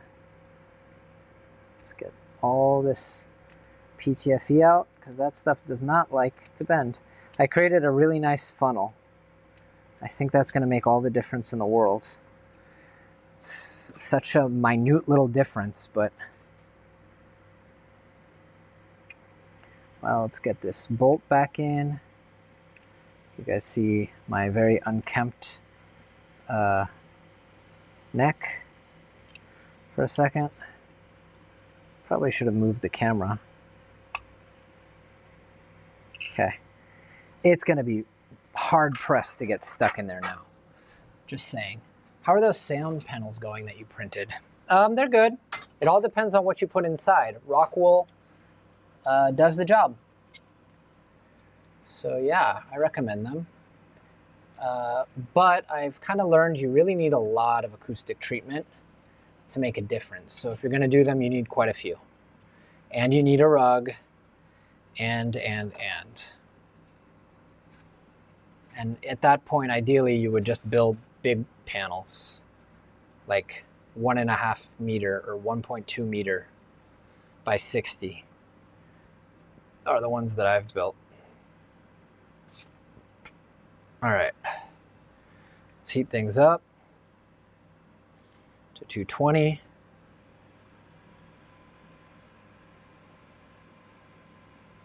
In just a couple minutes, I'm gonna bail out of here because I gotta go get my kids. And I could use some space from this project, but I do feel like we made some progress today. We actually did a multicolor print.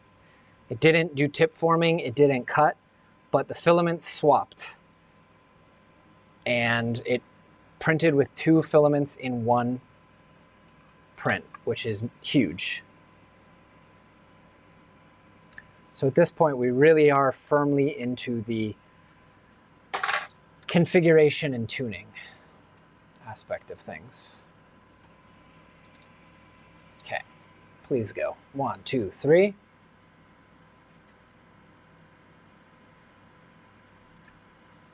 Something's sticking.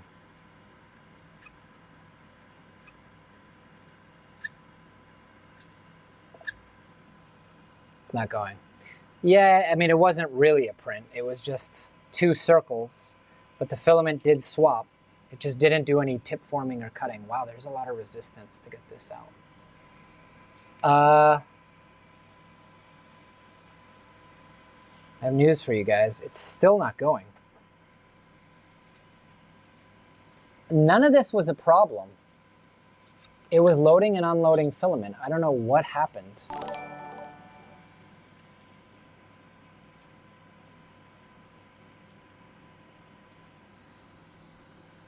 Ridiculous.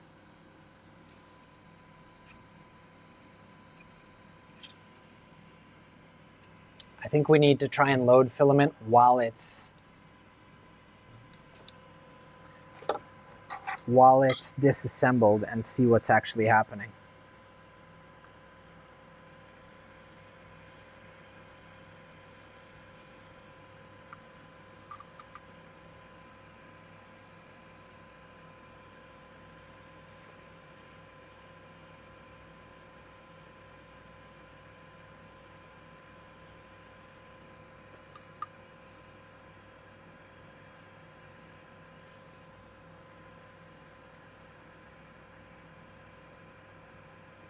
Before we go, I'll take a moment to once again thank PCBWay for sponsoring the stream and helping pay the bills.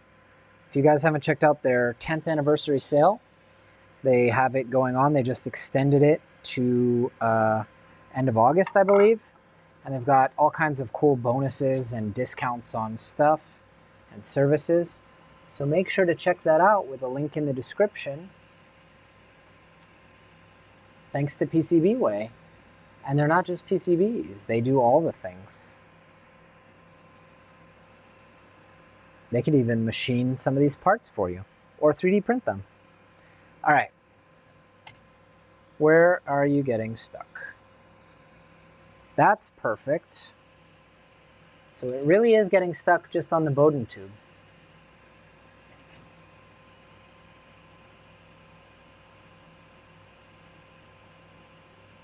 The PTFE tube is not perfectly in the middle.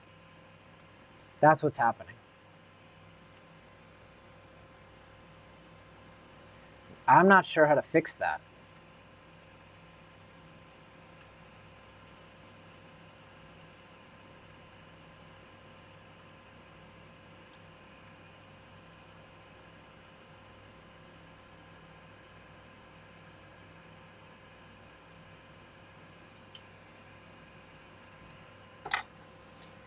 I guess we don't have anything to lose at this point.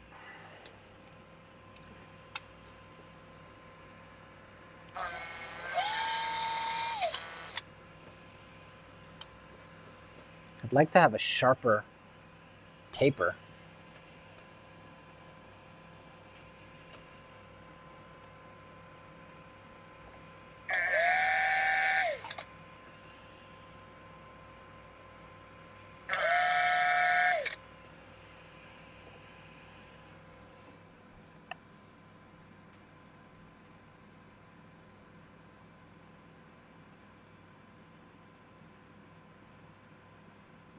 Kapton tape.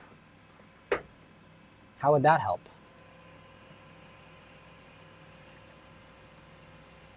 I mean, this is great. It could also be this. Like, what if we chamfer this?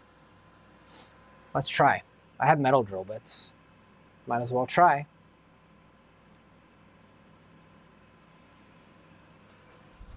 Let me get some ear protection.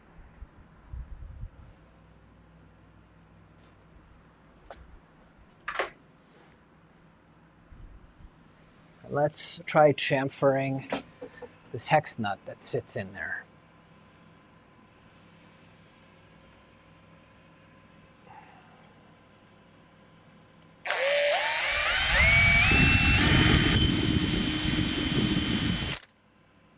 Bigger drill bit. You guys still see over there. Wear ear protection, people. Really makes a big difference in protecting your hearing. Ask me how I know. Learn the hard way.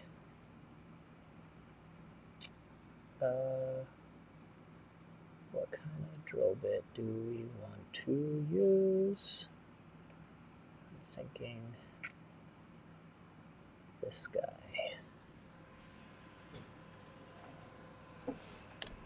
Hold the alignment so it doesn't shift. All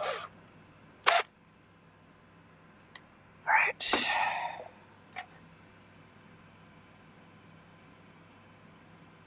Yeah, I don't know what the deal is with the tube and the hole.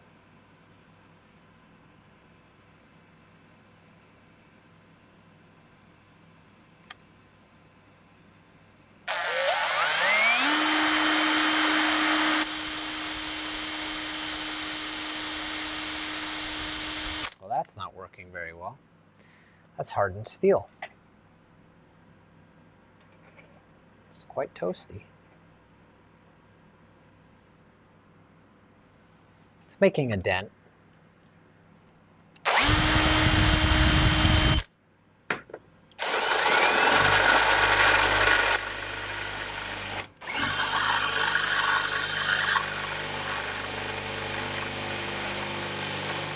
Loud noise warning. A little late.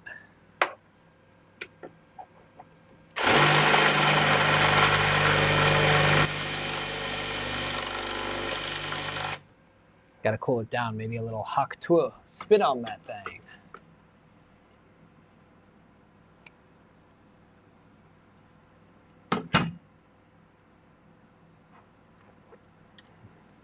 Excuse me while I put some water in this cup off camera.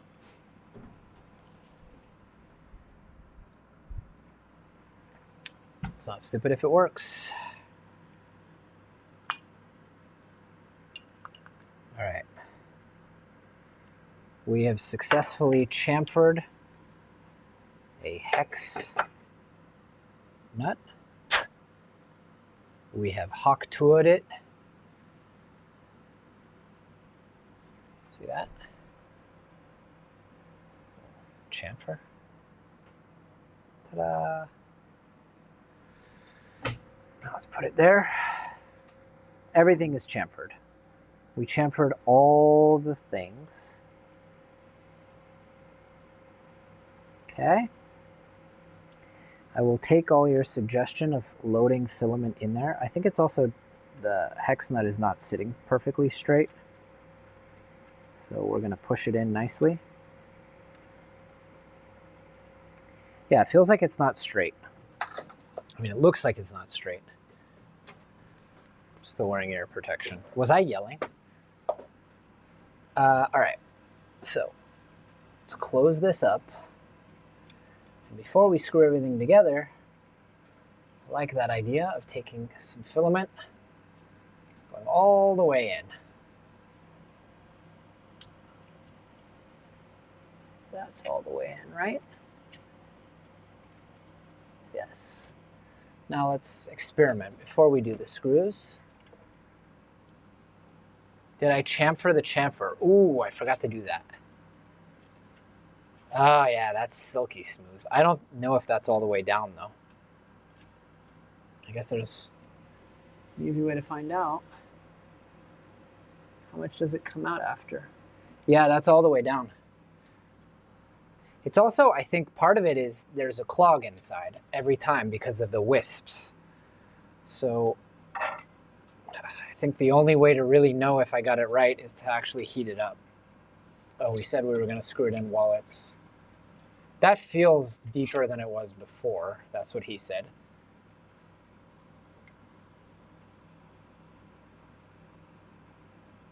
The question is why? Why? Why did he say that? Crap, I gotta go. Like, badly. I gotta pick my kids up. So I'm afraid we're not gonna get the satisfaction of knowing. Now we have to. I can spare like 2 more minutes. heat up.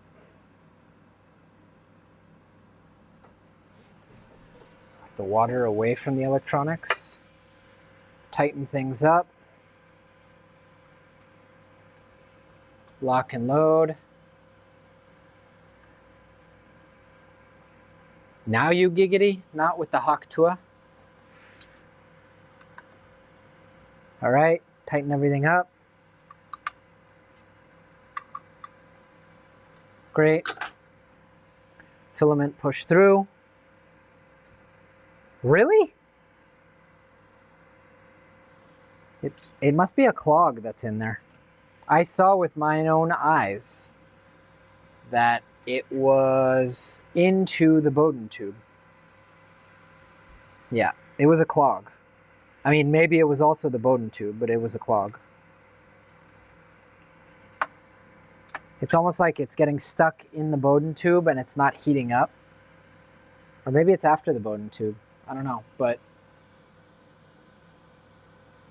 with the hex nut, you can use a soldering iron and some heat to set it in some kind of position, like a heat set insert. Yeah, I think I did that, and that might have been where I got into trouble. Really, dude?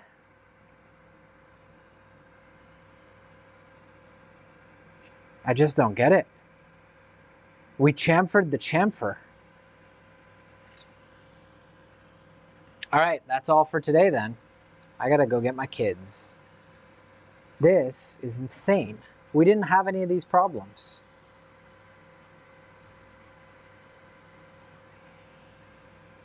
It's not meant to be, guys. Or it's a clog. I can't take it anymore. Yeah, I kind of feel you on that. Okay, one last attempt to understand if it's, what is it? What is the nature? I'm stuck on something. No, this isn't right.